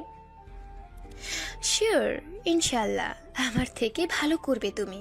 তুলি আয়নের আম্মুর সাথে ছবি তুলতে লাগলো। আয়নের আব্বু আম্মু বসলো। রহিমা খালা বলে ওঠে, ম্যাম বাবু। আয়নের দিকে তাকাতেই আয়নের আম্মু চোখের পানি ধরে রাখতে পারল না। আয়নের দিকে উঠে যেতেই আতিয়া আয়নকে টান দিয়ে নিজের কাছে দাঁড় করিয়ে বলে, আয়ান যেখানে যাচ্ছিলি সেইখানে যা। মামুনি, বাবুকে কেন সরিয়ে দিতে চাইছেন? খালা, আপনি কাজটা মোটেও ঠিক করেন নাই। আর খালা, টাকার কাছে বিক্রি হয়ে গেলেন। মামুনি। প্লিজ আমাকে মামুনি বলবেন না। বৌমা, আমার বোনের সাথে এরকম ব্যবহার করছো? যাও ওনাদের জন্য শরবত বানিয়ে নিয়ে আসো, গরমের সময়। আতিয়া চলে গেল আয়নের আব্বু আম্মুর জন্য শরবত বানিয়ে নিয়ে আসতে। খালা এগিয়ে গেলে আতিয়া হাত সরিয়ে দিয়ে বলে, মা হয়ে টাকার কাছে বিক্রি হয়ে গেছেন। আপনাকে দেখে আমার ঘৃণা হচ্ছে। আমার একটা মেয়ে মারা গেছে, এখনো আমার আরো সন্তানেরা আছে, তাদের ভবিষ্যৎটাকে নষ্ট করে দিতে পারি না। আতিয়ার আগে কিছু না বলে শরবত বানিয়ে বের হইল। রহিমা খালা আতিয়ার পিছন পিছন যেতে লাগলো। আতিয়া দুজনকে শরবত দিয়ে বলল, শরবত খেয়ে তিনজন বের হয়ে যান। আতিয়া, কি বলো? তোমার কোনো ধারণা আছে কাদের সামনে কথা বলছো? ম্যাম স্যার, দয়া করে কিছু মনে করবেন না। আতিয়া, বেশি করে ফেলছো কিন্তু। সমস্যা নাই, আপনারা ওনাকে কিছু বলবেন না। ম্যাম, কত ভালো। ওনাদের এত সম্মান করার কি আছে? আমরা মানুষ, ওনারাও মানুষ, মাথায় তোলার কোনো মানে হয় না। আশিক রাগে আতের হাত ধরে রাগী লুক নিয়ে তাকাতে রহিমা খালা তাড়াতাড়ি করে আশিকের হাত ধরে কিছু বলবে, সাথে সাথেই আতিয়া বলে, খালা ছাড়েন, আমার হাজবেন্ড আমার সাথে যেমন ইচ্ছে তেমন ব্যবহার করবে, হাত ছাড়েন ওর। আর আপনার ম্যাম স্যার নিয়ে এখান থেকে যান। উনি তোমার হাজবেন্ড? জি মিসেস রাহেলা চৌধুরী, উনি আমার হাজবেন্ড, আর ওনারা আমার শ্বশুর শাশুড়ি, আর ওই দুটা আমার ননদ। এইটাই আমার দেবরের বউ রূপা। তাই আমি চাচ্ছি না আপনারা দুইজন আমার শ্বশুর বাড়িতে বসে থাকেন। আয়নের আব্বু বলে ওঠে, আতিয়া প্লিজ আমাকে ক্ষমা করে দাও, প্লিজ তোমরা আমাদের সাথে চলো। আতিয়া রেগে বলে, অসম্ভব, আপনাদের সাথে আমরা কেন যাব? আপনারা চলে যান, আমাদের দয়া করে বিরক্ত করবেন না। আমরা আলহামদুলিল্লাহ অনেক সুখে আছি, প্লিজ চলে যান। আতিয়া, আর কত শাস্তি দিবে আমাদের? রহিমা তো আমাদের ক্ষমা করে দিয়েছে, সেখানে তুমি কেন আমাদের ক্ষমা করতে পারছো না? টাকা দিয়ে সব কিনতে পারবেন, আমাদের ভাই বোনকে টাকা দিয়ে কিনতে পারবেন না, বুঝতে পারছেন? আয়নের আব্বু বলে ওঠে, দেখো তোমার শ্বশুরের কোম্পানি লসের দিকে যাচ্ছে, তুমি আর আয়ান যদি আমাদের ক্ষমা করে আমাদের সাথে আসো, তাহলে আমি আশিকের কোম্পানির বড় করার সব কিছু দিয়ে দেব। দরকার হলে তোমাদের কলেজের ওইখানে যে কোম্পানি, ওটাই আশিককে দিয়ে দেব। আয়নের আব্বুর কথা শুনে আতিয়ার রাগে সামনে থাকা ফুলদানি এক আছাড়ে ভেঙে ফেল, আর রাগে চিল্লায়ে বলে ওঠে, আপনি আমার স্বামীকে লোভ দেখান, আপনার কোম্পানি আপনার কাছে রাখেন। দয়া করে এখান থেকে তিনজন যান। আপনারা যদি বেশি বুঝেন, আমি আয়নকে নিয়ে এখান থেকে চলে যাব। আপু, এই চুপ, তুই এখানে একটা কথা বলবি না। আপু আফিয়া আরুষ এসেছে, শান্ত হও। আতিয়া আফিয়া আরুষকে দেখে চুপ হয়ে গেল। দুজন দৌড়ে এসে নদীকে জড়িয়ে ধরল। আফিয়া বলে, ফুপ্পি, তোমরা দুইজন এখানে কার সাথে আসলে? আঙ্কেল আমাদের রেখে গেছে। মামা, তোমাকে কল দিলাম, ফোন বন্ধ কেন? ফোন সিম ভেঙে ফেলছে তোমার আম্মু। আসসালামু আলাইকুম। আপনাদের তো আমি ম্যাগাজিনে দেখেছিলাম আপনারা আমাদের বাসায়। ওয়ালাইকুম আসসালাম। আয়নের আম্মু আফিয়া আরুষকে জড়িয়ে ধরে সারা মুখে চুমু দিতে লাগলো। দুজন অবাক হয়ে তাকিয়ে থাকতে লাগলো। আফিয়া বলে ওঠে, আপনারা এত বড় মানুষ হয়ে আমাদের আদর করছেন। আমি তোমার নানি হই, আর ওইটা তোমার নানু ভাই হয়। সবাই অবাক হয়ে গেল। আফিয়া আরুষ অবাক হয়ে তাকিয়ে আছে। আফিয়া বলে ওঠে, কি বলেন? আমাদের তো নানা নানি নাই, আম্মু আর মামা আছে। আমার কথা বিশ্বাস না হলে তোমার মামা আর আম্মুকে জিজ্ঞেস করো। আফিয়া আতিয়ার আয়নের দিকে তাকিয়ে বলল, আম্মু, ওনারা কি আমার নানা নানি? হ্যাঁ। আতিয়ার কথা শুনে সবাই অবাক হয়ে গেল। নদীর আম্মু বলে ওঠে, কি ওনারা তোমার বাবা মা মানে? তুমি তো বলছো তোমরা এতিম। আমাদের থেকে নিজের পরিচয় কেন লুকিয়েছ? এত বড় বাড়ির ছেলে মেয়ে হয়ে ওই বস্তিতে কি করছিলে? এইসব মানে কি? আমাদের এভাবে ধোকা কেন দিয়েছ? আশিক, তুমি আমাকে ভুল বুঝছো। আমি তোমাদের ধোকা দিতে চাই নাই। আমি ওনাদের পরিচয়ে বাঁচতে চাই না। আমরা ভাই বোন ওনাদের পরিচয় নিয়ে থাকতে চাই না। দয়া করে তোমরা আমাকে ভুল বুঝো না। আমি ওনাদের ঘৃণা করি। আমি চাই নাই আমার ছোট ভাই আমার বাবা বড় ভাইদের মতো হোক, আর টাকা কারণে অভদ্র তৈরি হোক। মানুষকে মানুষ মনে করবে না, টাকার গরমে সব কিনে নেওয়ার চেষ্টা করবে, অন্যায় করে টাকা দিয়ে মুখ বন্ধ রাখবে। এমন যেন না হয়। সেই জন্য আমি আমার ভাইকে নিয়ে দেশে এসেছি। আমার ভাইকে আমি আমার মনের মতো করে বড় করতে পেরেছি, এটাই আমার সফলতা। ওইখানে যদি রাখতাম, আমার ভাই একটা অমানুষ হতো, আর ওই বাড়িতে আমার দম বন্ধ হয়ে আসতো। অনেক কিছু চাইলে বলা যায় না আশিক, শুধু এইটা মাথায় রেখো, এমন কিছু আছে যার জন্য আমার বাবা মা ভাইকে আমি ঘৃণা করি। কেন ঘৃণ্য করো? রাজপ্রাসাদ রেখে বস্তিতে থাকতে কি এমন করেছো যে তোমরা ওইখান থেকে চলে এসেছো? আর আয়ানকে এত শাসনে কেন রাখতে? আয়ানকে সবসময় অভাবের ভেতরে রাখার কেন চেষ্টা করতে? কিন্তু তুমি তো আমাকে বলতে পারতে, আমার ফ্যামিলিকে না বললে।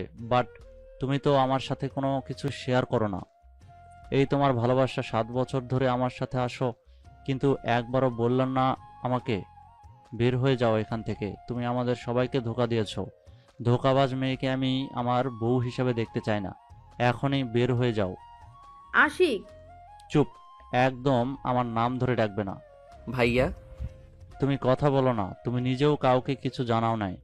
তুমি ছোট হয়ে সবকিছু লুকিয়ে গেছো। আপনারা আপুর সংসার ভাঙতে ভালো লাগছে নাকি? আপনারা কেন আমাদের ভিতরে আসেন?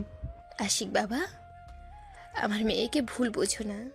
চুপ করেন। আমাদের স্বামী স্ত্রীর মাঝে আপনি কথা বলবেন না। আমার সন্তানদের রেখে তোমাকে যেতে হবে। আশিক, চুপ করো। বৌমা কোথাও যাবে না। সবার সমস্যা থাকতে পারে, কোনো তো কারণ আছে। না হলে কেউ এত বড় জীবন যাপন রেখে সবার থেকে লুকিয়ে থাকে? আমি তো ওর স্বামী, কাউকে কিছু না বললে আমাকে তো বলতে পারতো নাকি? ওই আমাকে কিছু বলে নাই। আমি ওকে গরিব ভালো ভদ্র মেয়ে টিউটর হিসেবে বিয়ে করেছিলাম, আর ওই কিনা আমাদের মিথ্যা পরিচয় দিয়েছিল। মিথ্যা কথা বলে গেছে এতদিন। আতিয়া আশিকের পা জড়িয়ে ধরলে। আয়নের আপু কিছু বলতে যাবে, সাথে সাথে আয়নের আম্মু হাত ধরে থামিয়ে দিল। আতিয়া আশিকের পা জড়িয়ে ধরে কান্না করতে করতে বলে, আশিক প্লিজ, আমাকে ক্ষমা করে দাও। আমি মানছি আমার তোমাকে বলা উচিত ছিল, কিন্তু আমি তোমাকে বললে তুমি আমাকে বারবার জেরা করতে, কেন বের হয়ে এসেছি নানা ধরনের প্রশ্ন করতে, যেটা আমি তোমাকে বলতে চাই না। দেখো, সবার পার্সোনাল ব্যাপার থাকে যা সবাইকে বলা যায় না। প্লিজ আশিক, আমাকে ক্ষমা করে দাও। আর আমি সত্যিটা বললে তোমরা সবাই আমাকে ঘৃণা করবে। কি এমন কথা যে সবাই তোমাকে ঘৃণা করবে? আশিক, মামুনি অনেক ভালো। মামুনিকে তুই ভুল বুঝিস না, সব কিছু বলা যায় না। কাউকে বলা না গেলে আমাকে তো বলা যায়, তাই না? আতিয়া, পা ছাড়ো, বিরক্ত লাগছে। আর শোনো, তোমার বাবা মায়ের সাথে দুজন চলে যাও। আমি যাব না, আমি ওনাদের সাথে যেতে চাই না। আমি যদি চাই আমাদের আর কখনো বাংলাদেশে আসতে দেবে না। ওনাদের মান সম্মানে লাগবে এই বাড়ির বউ বলে। ভাইয়া প্লিজ আমাদের ক্ষমা করে দেন। আয়ন আশিকের সামনে গিয়ে ক্ষমা চাইলে আশিক কিছু না বলে আতিয়াকে সরিয়ে দিয়ে রুমে চলে গেল। আতিয়া আশিকের পিছন পিছন যেতে লাগলো। আয়ন রেগে বলতে লাগলো, এখানে আসতে কে বলেছিল আপনাদের? আপনারা কি ভাবছেন আপনারা এখানে আসবেন আর আপু আমি আপনাদের সাথে চলে যাব? আয়ান, বিশ্বাস কর বাবা, আমরা বুঝতে পারিনি এমন কিছু হবে। আমরা তো তোর হারিয়ে যাওয়ার খবর শুনে গতকাল দেশে এসেছি। 1টার দিকেই রহিমা আমাদের কল দিয়ে বলল, তাই আমরা এখানে এসেছি তোদের বুঝিয়ে নিয়ে যাওয়ার জন্য। আমরা বুঝতে পারিনি এমন কিছু হবে। ভালো করছেন ভাইয়া, যদি বের করে দেয় আপনাদের খবর আছে। আপনারা এখান থেকে দয়া করে চলে যান। আয়ন হাত জোর করে বলে আয়নের আম্মু কান্না করতে করতে চলে গেল। আয়নের আব্বু বলে ওঠে, ভুল আমাদের ছিল। তোমার আম্মুকে কেন তোমরা কষ্ট দিচ্ছ? আয়ন কিছু না শুনে অন্যদিকে ঘুরে দাঁড়ালে আয়নের আব্বু চলে গেল। রহিমা খালাও চলে গেল। নদীর আম্মু বলে ওঠে, আমি জানি না তোমাদের মাঝে কি হয়েছে, কিন্তু তোমরা কাজটা ঠিক করলে না। উনি তোমাদের জন্ম দিয়েছে, তোমাদের 9 বছর ধরে কাছে পায় না, না তোমাদের দেখতে পারছে না ছুঁয়ে দেখতে পারছে। আমি একজন মা, আমার মেজ সন্তানটাই দূরে থাকে, প্রতিনিয়ত ওর জন্য বুকটা পুড়ে। আমি তাও আমার সন্তানের সাথে ফোনে কথা বলতে পারি, আর উনি তাও পারে না। উনি তোমাদের ছাড়া ভালো নেই। আমার মনে হয় তোমার বাবা মায়ের কাছে একবার যাওয়া উচিত। আপু আমার ভালোর জন্য আমাকে নিয়ে এত দূর চলে এসেছে। আপু অনুমতি না দিলে আমি কিছু করতে পারবো না। আমার মনে হয় ভাবিকে তোমার বোঝানো উচিত। সবাই মিলে কথা বলতে লাগলো। আর এইদিকে আতিয়া আশিককে বলতে লাগলো, শুনতে চাও কেন তাদের থেকে দূরে? ওকে, তাহলে শোনো। রহিমা খালা আমাদের বাসার বিশ্বস্ত কাজের লোক। উনি আমাকে আয়ান ভাইয়াকে বড় করেছে। লন্ডনে গেলে ওনার ছোট মেয়েকে নিয়ে যায়, আর ছোট মেয়ে আমার সাথে সব সময় থাকতো। আমি ওকে অনেক ভালোবাসতাম, ছোট বোনের মতো। ভাইয়াও ছোট মেয়েটাকে একা পেয়ে রেপ করেছিল। মেয়েটা সহ্য করতে না পেরে মারা যায়। আতিয়ার কথা শুনে আশিক যেন থমকে গেল, চোখ কপালে উঠে পড়ল। আশিক বলে ওঠে, কি রুমি ধর্ষণ হয়েছিল? ওই অ্যাক্সিডেন্ট করে মারা যায় নাই? আর ওই যখন ধর্ষণ হয় তুমি কোথায় ছিলে? ওটা মিথ্যা কথা ছিল। আমি আমার ফ্রেন্ডদের সাথে 7 দিনের ট্যুরে গেছিলাম। আর ট্যুরে গেলে আয়ান রুমি জন্য কিছু না কিছু আনতাম। সেই দিন ওর জন্য গিফট নিয়ে আসলে ওকে খুঁজলে কেউ কিছু বলে না, সবাই চুপচাপ হয়ে থাকে। আয়ান ছোট মানুষ দৌড়ে এসে আমাকে জড়িয়ে ধরে বলে, আপু, রুমি আপুকে তো ভাইয়া আকাশে তাড়া করে দিয়েছে, কাউকে বলো না আমি তোমাকে আসতে বললাম, বললে ভাইয়াকে পুলিশ ধরে নিয়ে যাবে। কথাগুলো শুনে আমার হাত পা ঠান্ডা হয়ে যাচ্ছিল। আমি চিৎকার করলে পরে জানতে পারি সব কিছু। আর আব্বু আম্মু সব জানার পর চুপ করেছিল। আব্বু সব কাজের লোককে টাকা দিয়ে মুখ বন্ধ করে রেখেছিল। রইমা খালা পাগল হয়ে গেছিল প্রায়। ওনাকে নিয়ে আমি থানায় যেতে চাইলে উনি আমার সাথে থানায় যায় না, টাকা দিয়ে রুমির মৃতটা অ্যাক্সিডেন্ট বলে চালিয়ে দেয়। আতিয়া কান্না করতে লাগলো, আশিকের দিকে তাকিয়ে বলে, তাহলে বলো ওই ফ্যামিলিতে কিভাবে থাকবো? ছেলে এত বড় অন্যায় করলো, অথচ বাবা মা কিছু বলে নাই, চুপ করে থাকছে। আর আমাকে মুখ বন্ধ রাখতে বলছে। আমাকে রুমে বন্দি করে রেখেছিল, আম্মু পর্যন্ত আমাকে হুমকি দেয়। সেখানে বলবে ওদের পরিচয় সবাইকে জানাই। আজও কেউ জানে না যে রুমির মৃত্যু সত্যিটা। এইটা আমাকে তিলে তিলে কুড়ে খাচ্ছে। আমার নিজের ভাই হলে কি হবে? ওর শাস্তি পাওয়া উচিত ছিল।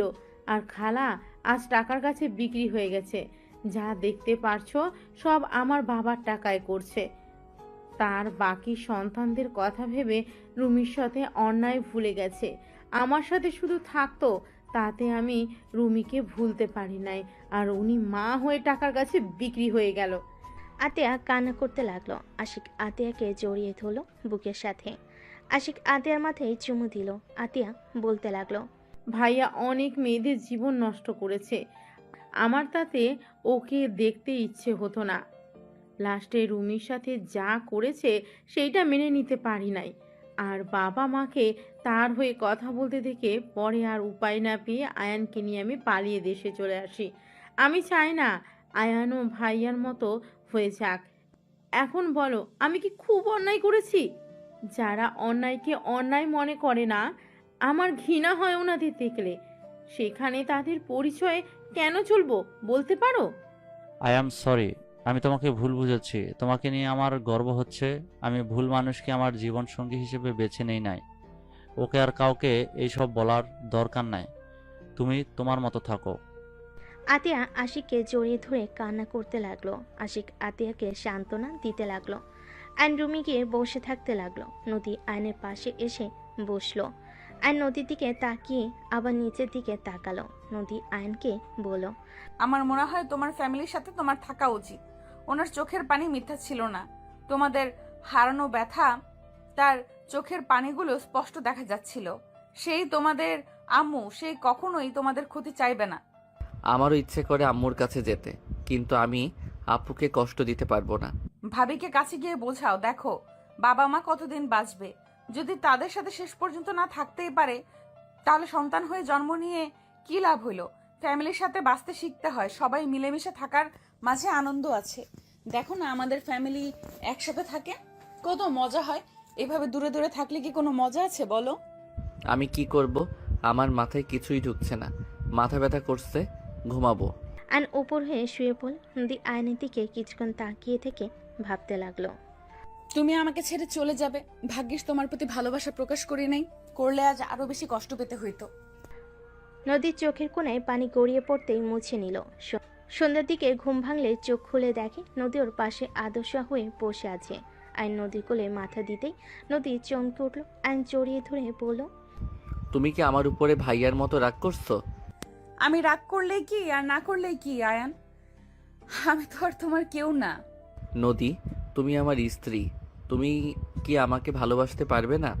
আমি কি তোমার ভালোবাসা পাওয়ার যোগ্য না? তুমি বড়লোক ঘরের ছেলে, আমাদের সাথে তোমার যায় না। তুমি বিয়ে করলে বড়লোক দেখে বিয়ে করবে। তুমি আমার গার্লফ্রেন্ড না, নদী, তুমি আমার বিয়ে করা বউ। বউ গার্লফ্রেন্ডের মধ্যে অনেক পার্থক্য। আমি তোমাকে খুব তাড়াতাড়ি ডিভোর্স দিয়ে দিব। ও সরি, তুমি তো অন্য কাউকে ভালোবাসো।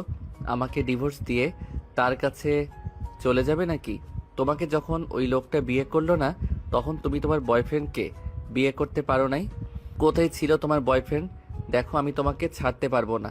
মানুষ জীবনে বিয়ে একবার করে, বারবার করার কোনো ইচ্ছে নাই। আমি তোমাকে ভালোবাসি। আমি আর কাউকে বউ হিসেবে মেনে নিতে পারবো না। তুমি আমাকে ভালোবাসো না, এটা আবেগের বশে বলছো। তোমার বাবা মা যদি বলে মেয়ে বড় বেশি, ছেলের বউ হিসেবে মানলাম না, তখন তুমি নিজেই আমার হাত ছেড়ে দিবে। আর এখন আমাকে ভালো লাগছে, ভবিষ্যতে আমাকে তোমার ভালো লাগবে না। নদীর কথা শুনে আয়নের রাগ উঠল। আয়ন কোনো কিছু না বলে উঠে পড়ল। আয়ন ওয়াশরুমে চলে গেল। আয়ন মুখে পানি দিয়ে আয়নের দিকে তাকিয়ে থাকতে আয়ন ভাবতে লাগলো। আমাকে ডিভোর্স দিবা তাই না? আগে তোমাকে বাচ্চার আম্মু বানাই, তারপর দেখবো আমাদের ছেড়ে কিভাবে যাও। আর এই ফালতু কথা বলা বের করব। আয়ন দুষ্টু হাসি দিয়ে ফ্রেশ হয়ে বের হইল। নদীর দিকে তাকাতে নদী উঠে চলে গেল। আয়ন নদীর পিছন পিছন যেতে লাগলো। আয়নের পকেটে বাদাম থাকাতে আয়ন একটা বাদাম নিয়ে সোজা নদীর কোমরের দিকে ছুঁড়ে মারল। নদীর ভুল কুচকে পিছনে তাকালে আয়ন শীষ বাজাতে বাজাতে অন্যদিকে তাকিয়ে নিচে নেমে যেতে লাগলো। নদী বলে উঠল, ফাজিল কোথাকার, বেয়াদব ছেলে একটা। নদীর কথা শুনে সবাই নদীর দিকে তাকালো। আয়ন নদীর দিকে তাকিয়ে বলে, এক্সকিউজ মি, আমাকে কিছু বলছেন? থাপ্পড় মেরে দাঁত ফেলে দিব। আন্টি, এটা কি ধরনের বেয়াদব বলেন তো? স্বামীর দাঁত ফেলে দিলে সবাই ওনাকে বলবে না? দাঁত ছাড়া স্বামী, মান সম্মান কার যাবে বলেন তো? আয়নের কথা শুনে আতিয়া বাদে সবাই হেসে দিল। নদী রেগে বলে উঠল, জাস্ট শাট আপ আয়ান। ঢং। আয়ন কথাটা বলে নিচে নামলো। নদী নিচে নেমে সোফায় বসলে আতিয়া বলে ওঠে, নদী, মন থেকে একটা কথা বলবে? কি কথা ভাবি? তুমি কি সত্যি আয়নের সাথে থাকতে চাও না? দেখো, মন থেকে বলো। যদি না থাকতে চাও তাহলে আমাদের বলো। আতিয়ার কথা শুনে নদী চুপ করে থাকলো। আয়ন বলে ওঠে, আপু, ওনার কথা রাখো। আমি ওনাকে ডিভোর্স দিব না। উনি আমাকে মেনে নিক বা না নিক, উনি আমার স্ত্রী নামে থাকবে। আমি বেঁচে থাকতে ওনাকে অন্য কারো হতে দিব না। Just shut up. কেউ থাকতে না চাইলে তাকে জোর করে রাখা যায় না আয়ান। যে চলে যেতে চায় তাকে চলে যেতে দিতে হয়, না হলে সেই তীরে তীরে কষ্ট পেতে পেতে মারা যাবে। আপু, আমি ওনাকে ছাড়া কাউকে আমার লাইফে চাই না। উনি আমার স্ত্রী, উনি থাকবে সারা জীবন। বলো। আয়নের কথা শুনে নদী অবাক হয়ে তাকালো। তুলি বলে উঠল, আয়ান তোমাকে সবার সামনে চাচ্ছে, আর তুমি এত ভাব কেন নাও আপু? এসব আবেগ, আবেগ চলে গেলে তখন আর আমাকে ভালো লাগবে না। বারবার এক কথা কেন বলো? আমি একবারও বলছি এইটা আমার আবেগ? তুমি আমার স্ত্রী, তাই আমি তোমাকে ভালোবাসতে শুরু করছি। বলতে ভালোবাসি। দেখো, আমি তোমাকে চেয়েছি মানে তোমার আমার হয়ে থাকতে হবে। তোমার বয়ফ্রেন্ড যেই থাকুক আমি তার হতে দিব না। আয়ান, সব কিছুতে জেদ মানায় না। ওই না থাকলে জোর করে কিভাবে রাখবি? ওই আস্তে আস্তে ঠিক আমাকে ভালোবাসবে, এইটা আমার বিশ্বাস। চুপ কর নদী, তুমি ভেবে দেখো। যদি দেখো না থাকা সম্ভব না, তাহলে ডিভোর্স লেটার দিয়ে দিও। আমার ভাবার কিছু নাই, আমি ওর সাথে থাকতে পারবো না। নদীর কথা শুনে আয়নের রাগ হতে লাগলো। আয়ান বলতে লাগলো, মন থেকে বলছো নাকি? তুমি বুকে হাত দিয়ে আমার চোখের দিকে তাকিয়ে যদি এই কথা বলতে পারো, যাও, আমি তোমাকে নিজে ছেড়ে দিব। তোমাকে আমি কখনোই ডিস্টার্ব করব না। আয়ন নদীর সামনে গিয়ে হাঁটু গেড়ে বসে পড়ল। তাকাও আমার দিকে। এইসব ফালতু ডায়লগ দিবে না তো। আমি যেটা বলছি ওইটা করো। ওইসব করা লাগবে না আমার। আমি ভালোবাসি না, এটাই আসল কথা। এত নাটক আমি করতে পারবো না। নাটক লাস্টবার করো। আমার দিকে তাকিয়ে কথাগুলো বললে আমি আর তোমার সাথে থাকবো না। আয়ন জোরাজুরি করতে লাগলো। এক পর্যায়ে আয়নের উপরে বিরক্ত হয়ে নদী চিল্লাইয়ে বলে উঠল, আমি তোমাকে ভালোবাসি না। এক কথা কতবার বলবো? হ্যাঁ, তোমার দিকে তাকিয়ে বলছি, কান খুলে শুনে নাও। আমি তোমাকে ভালোবাসি না মানে ভালোবাসি না। তোমার সাথে সংসার করা আমার পক্ষে সম্ভব না। দয়া করে আমাকে মুক্তি দাও প্লিজ। আমার লাইফ থেকে চলে যাও তুমি। নদী কথাগুলো শেষ করতেই আয়ন কিছু না বলে উঠে পড়ল। আয়ন মুখে হাসি রেখা টেনে বলে, ঠিক আছে, মুক্তি দিয়ে দিব। বুঝেছি, আমার সব ধারণা ভুল ছিল। আসলে তুমি আমাকে ভালোবাসো না। আয়নের চোখের কোণে পানি আসতে লাগলো। আয়ন চোখ মুছতে লাগলো। তুলি কিছু বলতে গেলে আয়ন বলে, চুপ করো। আর কাউকে ওনাকে বোঝানোর দরকার নাই। আপু, ঠিক বলছো, জোর করে রাখা উচিত না। আসলে উনি আমাকে ভালোবাসে না, অন্য কাউকে ভালোবাসে। আতিয়া কিছু বলতে যাবে আইন রেখে নদীর দিকে তাকিয়ে বলল, 1 তালাক 2 তালাক। আয়ান কি করছিস? আয়ান এমনটা করো না। আপু, দয়া করে কেউ আমাকে বাধা দিবেন না। 3 তালাক। যান, আপনি আজ থেকে মুক্ত। সঠিক সময় ডিভোর্স লেটার পেয়ে যাবেন।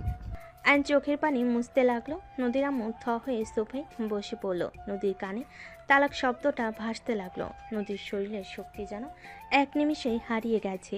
নদী পাথরের মতো বসে থেকে আইনের দিকে তাকিয়ে থাকতে লাগলো। আইন চোখ মুছতে মুছতে বলে, আপু, আমি এখানে থাকতে পারবো না। আমি আম্মু আব্বুর সাথে একদিন থাকতে চাই। তারপর আমার মন যেদিকে যাবে আমি সেদিকে চলে যাব। কোথায় যাবি?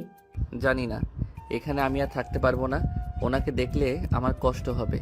ওকে, তুই যা আম্মু আবুর কাছে, আমি ঠিকানা বলে দিচ্ছি। আপু, একটা কথা বলবো? দেখো, ভাইয়া ভুল করছে। আম্মুর তো কোনো দোষ নাই। সময় হইলে তুমিও চলে এসো আপু, দেখা করতে। উনি আমাদের জন্ম দিয়েছে।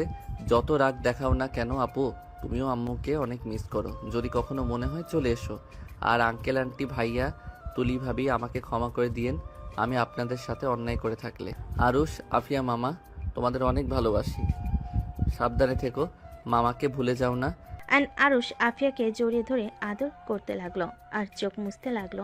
আইন ওর আপুকে জড়িয়ে ধরে বলল, ভালো থেকো আপু, আর বিআইন ভালো থাকবেন। আজ থেকে আপনি আমার আবারও বিআইন হয়ে গেলেন। আপনাকে মুক্ত করে দিয়েছি।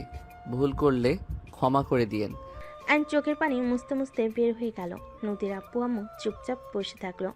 আশিক রেখে নদীর দিকে তাকিয়ে বলল, নেন, তোকে তো মুক্তি করে দিল। এখন সুখে থাক। সব কিছুতে তো নিজের সিদ্ধান্ত উপরে থাকস। আমাদের ক্ষমা কর। আয়ানের সাথে তোকে বিয়ে দিয়ে আমরা বড় ভুল করেছিলাম। যাক, তুই নিজেই তো সরিয়ে দিলি। ভালো করছস। ডিভোর্স লেটার পাঠিয়ে দিস ওকে। আশিক রেগে চলে গেল। নদীর চোখ দিয়ে পানি গড়িয়ে পড়তে লাগলো। তুলি নদীকে ধাক্কা দিতে নদী ফুলরে পড়ে গেল। আতিয়া দৌড়ে গিয়ে নদীকে দেখে নদী অজ্ঞান হয়ে গেছে। আতিয়া রূপা ডাকতে লাগলো। তুলি দৌড়ে গিয়ে পানি নিয়ে আসলো। রূপা নদীর মুখে পানি দিতে দিতে বলতে লাগলো, নদী, এই নদী, চোখ খুলো। কি হলো তোমার? চোখ খুলো। নদী, চোখ খোলো। নদীর জ্ঞান ফিরলে নদী উঠে দাঁড়িয়ে গেল। কাউকে কিছু না বলে পাথরের মতো সোজা শির ভেঙে উপরে চলে গেল। রুমে গিয়ে দরজা লাগিয়ে দিয়ে নদীর জোরে চিৎকার দিয়ে হামা করে কান্না করতে লাগলো। নদী কান্না করতে করতে খাটের উপর হয়ে শুয়ে পড়ে। কান্না করতে করতে বলতে লাগলো, আমার এত কষ্ট কেন হচ্ছে? আমি নিজেই তো তোমাকে বাধ্য করলাম। কিন্তু আয়ান, তুমি আমাকে কিভাবে তালাক দিতে পারলে? তুমি আমার মন বুঝেও কিভাবে লাস্টে এটা করতে পারলে? নদী কথাগুলো বিড়বিড় করে কান্না করতে লাগলো। এদিকে আইন ঠিকানা অনুযায়ী চলে গেল। আইন বাসার সামনে গেলে দারোয়ান আইনকে থামিয়ে দিল। আইন বলতে লাগলো, আমাকে যেতে দেন, আমি এই বাড়ির ছেলে। আইনের কথা শুনে দারোয়ান বডিগার্ড হাসতে লাগলো। দারোয়ান বলে ওঠে, ওই ছেলে, এখান থেকে যা। বিরক্ত করিস না, বেশি বুঝলে পুলিশে ধরিয়ে দেব। কথাগুলো বলে একজন আইনকে ধাক্কা দিলে সাথে সাথে এক গাড়ির সাথে ধাক্কা খেলো। ধাক্কা খেয়ে রাস্তায় পড়ে গেল। গাড়ি থেকে সাথে বের হয়ে দৌড়ে আইনের কাছে গিয়ে তুলে পড়ল। আয়ান, তুমি এখানে? আর ওই, আপনারা ওকে ধাক্কা কেন দিলেন? আর একটু হলে কি হতো? দারোয়ান সাথীকে সালাম দিয়ে বলে, ম্যাম, এই ছেলেটা কখন থেকে বিরক্ত করছে? বলে উনি নাকি স্যারের ছেলে। ঠিক তো বলছে, ওই এই বাড়ির ছেলে। সরেন সামনে থেকে। সবাই অবাক হয়ে তাকালো। আইনের পায়ে ধরে ক্ষমা চাইতে যাবে, সাথে সাথে আইন বলে, কি করছেন? আমি আপনার ছোট, আমার পায়ে কেন ধরতে নিয়েছেন? দেখেন, আমি কিছু মনে করি নাই। আপনারা আপনাদের দায়িত্ব পালন করছেন। আইন কথাগুলো বলে সাথে সাথে ভিতরে গেল। সাথীকে আইন ধন্যবাদ দিয়ে দিল। দুজন সদ্য দরজার সামনে দাঁড়িয়ে কলিং বেলে চাপ দিল। কাজের লোক দরজা খুলে দিল। সাথী আইন একসাথে বাসার ভিতর ঢুকলো। বসার ঘরে যেতে সবাই আইনকে দেখে অবাক হয়ে গেল। আইনের আম্মু দৌড়ে এসে আইনকে জড়িয়ে ধরে বলে, আয়ান বাপ, তুই এসেছিস? আমি তো বিশ্বাস করতেই পারছি না। আয়ান, আতি হাসি করে আসে নাই? না, আমি একা এসেছি। আয়নকে দেখে রাফি দৌড়ে এসে আয়নকে জড়িয়ে ধরে কান্না করে দিল। রাফি কান্না করতে করতে বলতে লাগলো, আয়ানবাবু কেমন আছিস তুই? ভাই আমাকে ক্ষমা করে দে ভাই। রাফি আয়নকে জড়িয়ে ধরে কান্না করতে লাগলো। আয়নকে দেখে সবাই এক এক করে আয়নকে আদর করতে লাগলো। আয়ন সবার সাথে কুশল বিনিময় করলো। আয়নের আব্বু বলে, আয়ান, আতিয়া আসবে না? আমি জানি না। আচ্ছা আয়ান, চল রুমে গিয়ে ফ্রেশ হয়ে নে বাবা। আয়নের আম্মু আয়নকে নিয়ে রুমে চলে গেল। 5 বছর পর আম্মু আপুরা আসবে না? সবাই আসবে, তোর বিয়ে আর তোর বোন আসবে না, তা কি হয় নাকি? আপু তো আমার সাথে কথা বলছে না। আসবে, চিন্তা করিস না তো, ওই যে এসে গেছে। অ্যান সদর দরজার দিকে তাকালে আরুষ আফিয়া দৌড়ে এসে অ্যানকে জড়িয়ে ধরলো। অ্যান ওদের আদর করতে লাগলো। আতিয়ার দিকে তাকাতেই নদীকে দেখতে পেয়ে অ্যানের বুকটা কেঁপে উঠল। অ্যানের আব্বু আম্মু ভাবি সবাই নদীর ফ্যামিলির সাথে কথা বলতে লাগলো। অ্যান আতিয়ার কাছে এগিয়ে গেলে আতিয়া কিছু না বলে হাঁটা দিল। অ্যান বলে ওঠে, আপু আমি কি করছি? কেন আমার সাথে এমন করছো? 3 বছর ধরে আমার সাথে ঠিকভাবে কথা বলছো না। ওই আপু কি হয়েছে তোমার?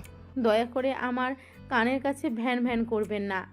আপনার বিয়ে, তাই সবাই মিলে খেতে এসেছি, আপনার ভ্যান ভ্যান শুনতে আসি নাই। আতিয়া কথাটা বলে চলে গেল। আর নদীর আব্বু আম্মু তুলি আশিকের সাথে কুশল বিনিময় করলো। নদীর দিকে তাকাতেই নদী মিষ্টি করে হেসে বলে, অভিনন্দন বিআই। ধন্যবাদ। কেমন আছেন? জি আলহামদুলিল্লাহ, অনেক ভালো। ভিতরে আসেন। আন সবাইকে ভিতরে আসতে বলল। আনের আম্মু বলে, আয়ান, মামুনিদেরকে রুমে নিয়ে যা। ঠিক আছে আম্মু। অ্যান নদী তুলির লাগেজ নিয়ে হাঁটতে লাগলো। দুজন আয়নের পিছন পিছন যেতে লাগলো। তুলি বলে ওঠে, আয়ান, তোমাদের বাসাটা তো বিশাল বড়, এত বড় বাসায় থাকতে ভয় লাগে না? একটু তো ভয় লাগতো, এখন বিয়ে করতে যাচ্ছি, বউ পাশে থাকলে ভয় আসার প্রশ্ন ওঠে না। ও আচ্ছা। হুম। নদী তুলি আয়নের পিছন পিছন যেতে লাগলো। আয়ন ওদের রুম দেখিয়ে দিয়ে রুম থেকে বের হয়ে গেল। আয়নের বুকের ভিতর ঝড় উঠতে লাগলো। আর নিজেকে সামলিয়ে নিয়ে ওর কাজিনদের সাথে আড্ডা দিতে চলে গেল। সন্ধ্যের দিকে আয়ন রুমে একা বসে আছে, এক দৃষ্টিতে ফ্লোরের দিকে তাকিয়ে আছে। আয়নের আম্মু ডাক দিলে আয়ন ভাবনার জগৎ থেকে বের হয়ে নিচে চলে গেল। আতিয়া না তাকিয়ে অন্যদিকে তাকালো। আয়ন ওর আম্মুর দিকে তাকিয়ে বলল, কিছু বলবে? সারাদিন রুমে কি করিস? হ্যাঁ, এতগুলা বিআই থাকতে সবাইকে নিয়ে একটু ঘুরে আসতে পারিস না? ওই খচ্চর চারটা তোদের কাজ কি ছিল? আয়নের কথা শুনে ওর এক কাজিন বলে, ভাইয়া আমার দোষ নাই, ওনারা তোমার কথা বলে, সবাই একসাথে যাবে। আম্মু আমি একটু সাথীদের বাসায় যাব। বাব্বা, আয়ান, বউকে কি চোখে হারাচ্ছ নাকি? তুলির কথা শুনে নদী আতিয়া বাদে সবাই হাসতে লাগলো। অ্যান মুখে হাসি রেখা টেনে বলে, হুম। ওকে, যাও যাও, আগামীকাল তো গায়ে হলুদ, তারপর বিয়ে। এখনো তাকে পেতে হইলে 2 দিন অপেক্ষা করতে হবে। রাফি আয়নের দিকে তাকিয়ে বলে, আয়ান তুই ঠিক আছিস? কোনো কিছু নিয়ে চিন্তায় আছিস নাকি? দেখ, তোর যদি ওই বিয়েতে মত না থাকে সোজা বলে দে, আমি ওদের বুঝিয়ে নেব। তোর উপরে প্রেশার দিতে চাই না। রাফির কথা শুনে আতিয়া বলে ওঠে, আপনি আবার অন্যের কথাও ভাবেন? রাফি আতিয়ার কথা শুনে চুপ হয়ে গেল। আর কিছু না বলে আরুষ আপিয়ার সাথে খেলা করতে লাগলো। আইন কিছু না বলে যেই ঘুরতে যাবে, পিছনে সাথে সাথে রাকিবকে দেখে আইন খুশিতে জড়িয়ে ধরল। দোস্ত তুই এসেছিস? তোর বিয়ে আমি আসবো না তা তো হয় না। তোর শালিকার সাথে প্রেম তো করা লাগবে নাকি? শালা? তুই শালা হবি, আমি না। ওকে যেই হোক চল আমার সাথে, আমার ভালো লাগছে না। কোথায় যাব? যেখানে যাওয়ার কথা। আরে এটাই তো ম্যাম। রাকিব আইনকে ছেড়ে দিয়ে নদীর সামনে গিয়ে বলে, আসসালামু আলাইকুম ম্যাম, কেমন আছেন? ওয়ালাইকুম সালাম, ভালো। তুমি কেমন আছো? আলহামদুলিল্লাহ ম্যাম, আপনার সাথে তো আয়নের তেমন একটা কথাই হতো না, সেখানে আর কাউকে দাওয়াত না দিয়ে আপনাকে দিয়েছে। রাকিব, ওইটাই আমার বোন। আশিকের কথা শুনে রাকিব ভ্যাবাচেকা খেয়ে গেল। রাকিব মুখ ফসকে বলে ওঠে, শালা তুই তাহলে ম্যামের প্রেমে হাবুডুবু খাচ্ছিলি? রাকিবের কথা শুনে সবাই অবাক হয়ে গেল। আইন রাকিবের মুখ চেপে ধরে নিয়ে যেতে লাগলো। আইনকে গাড়িতে তুলে আইন ড্রাইভিং করতে লাগলো। আইন সোজা সাথীদের পাশে চলে গেল। আইনকে দেখে সবাই অবাক হয়ে তাকিয়ে আছে। আইনের ভাবি বলে ওঠে, আয়ান, তুমি এখানে? ভেতরে আসো। ভাবি সাথী কোথায়? আয়নের কথা শুনে সবে মিটিমিটি হাসতে লাগলো। আয়নের ভাবি মিটিমিটি হেসে আয়নকে দেখিয়ে দিল রুম। আয়ন রাকিবকে নিয়ে সোজা সাথীর রুমের দিকে নক করতে লাগলো। কে? আমি আয়ান। আসো। আয়ন রাকিবকে বাহিরে রেখে ভিতরে ঢুকলো। সাথী আয়নকে দেখে বলল, তুমি এখানে কেন? আমার লাইফটা নষ্ট করতে নিয়েছো? আবার দেখতে আসলে নাকি যে কেমন দেখা যাচ্ছে বিয়ের পর, কেমন অবস্থা করব? সাথী বাজে কথা বলো না। রাকিব ভিতরে আয়। রাকিব ভিতরে আসে। সাথী রেগে বলে, তুমি এখানে কি করছো? বের হও। এই চুপ করো, শুনো। আমি রাকিবকে বলেছিলাম তোমাকে পটাতে। হ্যাঁ মানছি আমি ওকে লোভ দেখিয়েছিলাম, কিন্তু রাকিব তো তোমাকে সত্যি করে ভালোবাসে। ওই তোমাকে লোভের জন্য ভালোবাসে নাই। তুমি শুধু শুধু ওর উপরে রেগে আছো। শুনো, রাগ জিদ অভিমান করে ভুল সিদ্ধান্ত নিও না, যা সারা জীবন পস্তাতে হবে। আমার কাছে আইডিয়া আছে, শোনো। আমার কিছু শুনতে হবে না। বের হও দুজন। আমার কারোর সাথে কথা বলার কোনো ইচ্ছে নেই। রাকিব সাথীর পায়ের কাছে বসে পা জড়িয়ে ধরে বলে, সাথী, আমি তোমাকে অনেক ভালোবাসি। আমি তোমাকে ছেড়ে থাকতে পারবো না। আমি তোমাকে নিয়ে পালিয়ে যেতে চাই। সাথী, আমার চাকরি হয়েছে। আমি জানি আমি তোমাকে তোমার আব্বুর দামি দামি কিছু দিতে পারবো না, তবে আমি তোমাকে কখনোই কষ্ট পেতে দিব না। আমি তোমাকে সুখে রাখার চেষ্টা করব। প্লিজ তুমি আমাকে ক্ষমা করে দাও। রাকিব কান্না করতে নিলে সাথী নিজের রাগ অভিমান ভুলে রাকিবকে জড়িয়ে ধরে কান্না করতে করতে বলে, আমার কিচ্ছু চাই না, আমি শুধু তোমাকে চাই রাকিব। চলো এখন পালিয়ে যাই আমরা। এই না, এখন না, আমার আইডিয়া শোনো।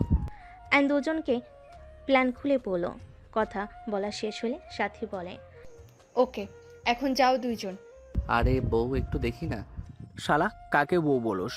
অথুক্কু, বন্ধুর বউ মানে তো আমারও বউ, আর আমার বউ মানে তো তোর ম্যাম। অ্যানের কথা শুনে দুজন হেসে দিল। অ্যান রাকিবকে নিয়ে বের হয়ে গেল। অ্যান সোজা বাসে চলে গেল। অ্যান রাকিব রুমে বসে থেকে প্ল্যান করতে লাগলো। অ্যানকে ওর কাজিনরা ডেকে নিয়ে যেতে লাগলো। ওদের সাথে সাথে গিয়ে আড্ডা দিতে লাগলো। রাতে দুজন রুমে গিয়ে ঘুমিয়ে গেল। সকালে হলুদের অনুষ্ঠান শুরু হলে সবাই নাচ গান করতে লাগলো। নদী আয়নের দিকে তাকিয়ে মুখে হাসি রেখা টেনে আয়নের গালে হলুদ লাগিয়ে দিল। আয়ন নদীর হাত ধরলে নদীর চোখের পানি গড়িয়ে পড়ল। আয়ন টান দিয়ে ঘুরিয়ে হলুদ লাগিয়ে দিয়ে বলে, আরে বিয়াইন আমাকে দিবেন, শুধু নিজেও তো নেন। আয়ন হলুদ দিয়ে হাসতে লাগলো। সাথে ওর কাজিনরা বন্ধুরা হাসতে লাগলো। গায়ে হলুদের অনুষ্ঠান শেষ হয়ে গেলে সবাই আড্ডা দিতে লাগলো।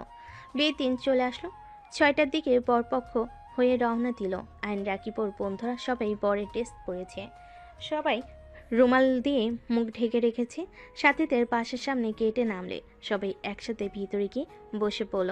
অ্যান্ড আস্তে আস্তে ওইখান থেকে সরে সোজা কাজীর কাছে চলে গেল। কাজীকে টাকা দিয়ে রাকিবের আর সাথীর বিয়ে সব কিছু লিখে রাখতে বলল। ওখানে ঠিক করে অ্যান রাকিবকে টেক্সট দিয়ে ওখান থেকে চলে গেল। অ্যান সোজা ব্রিজের নিচে চলে গেল।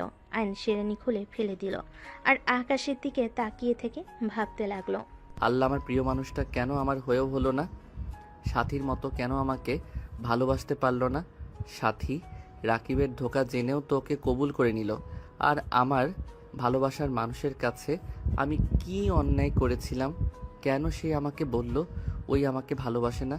আমি কি সত্যি কারো ভালোবাসা পাওয়ার যোগ্য না? অ্যান চোখের পানি ফেলতে লাগলো। অ্যান সারারাত ব্রিজের নিচে গিয়ে কাটিয়ে দিল। সকালে ভোরের আলো ফুটতেই অ্যান ব্রিজের উপরে উঠে পড়ল। রিক্সা নিয়ে বাসায় চলে গেল।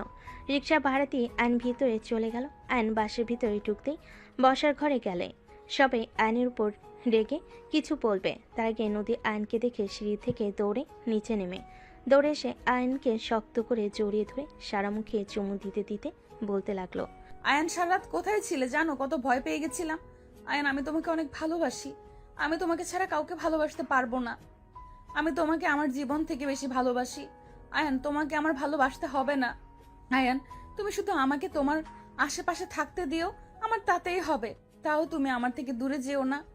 নদী কথাগুলো বলে হাউমাউ করে কান্না করতে লাগলো। সবাই হতভম্ব হয়ে তাকিয়ে আছে।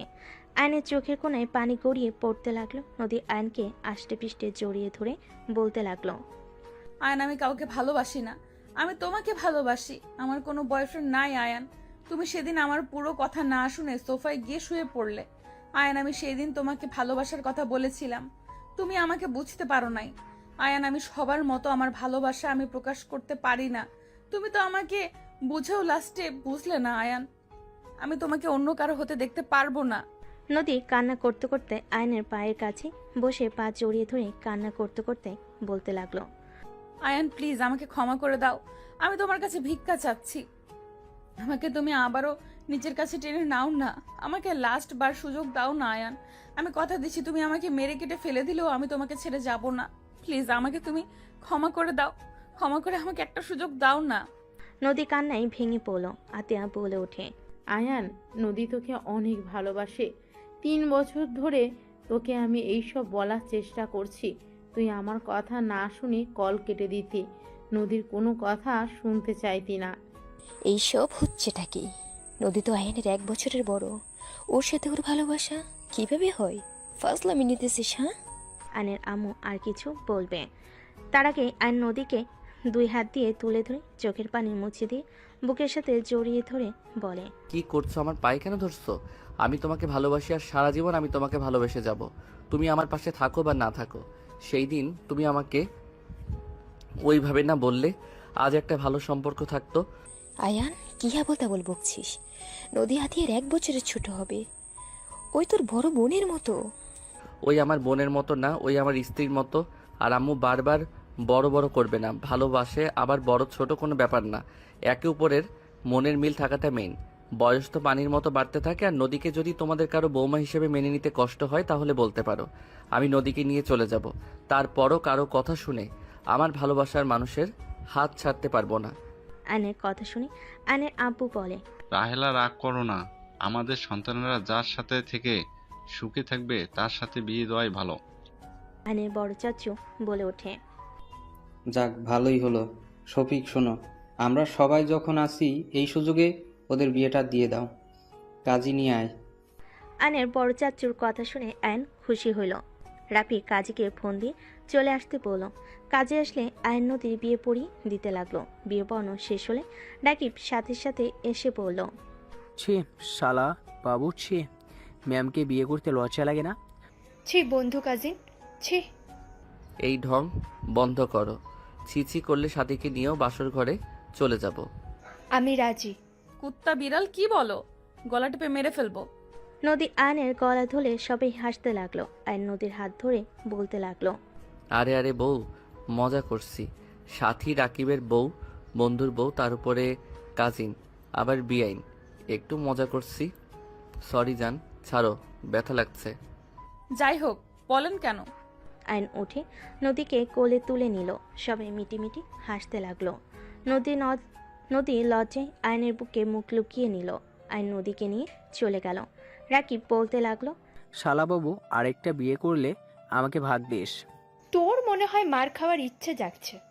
সাথী মারতে যাবে। রাকিব কানে হাত দিয়ে উঠবোস করতে লাগলো।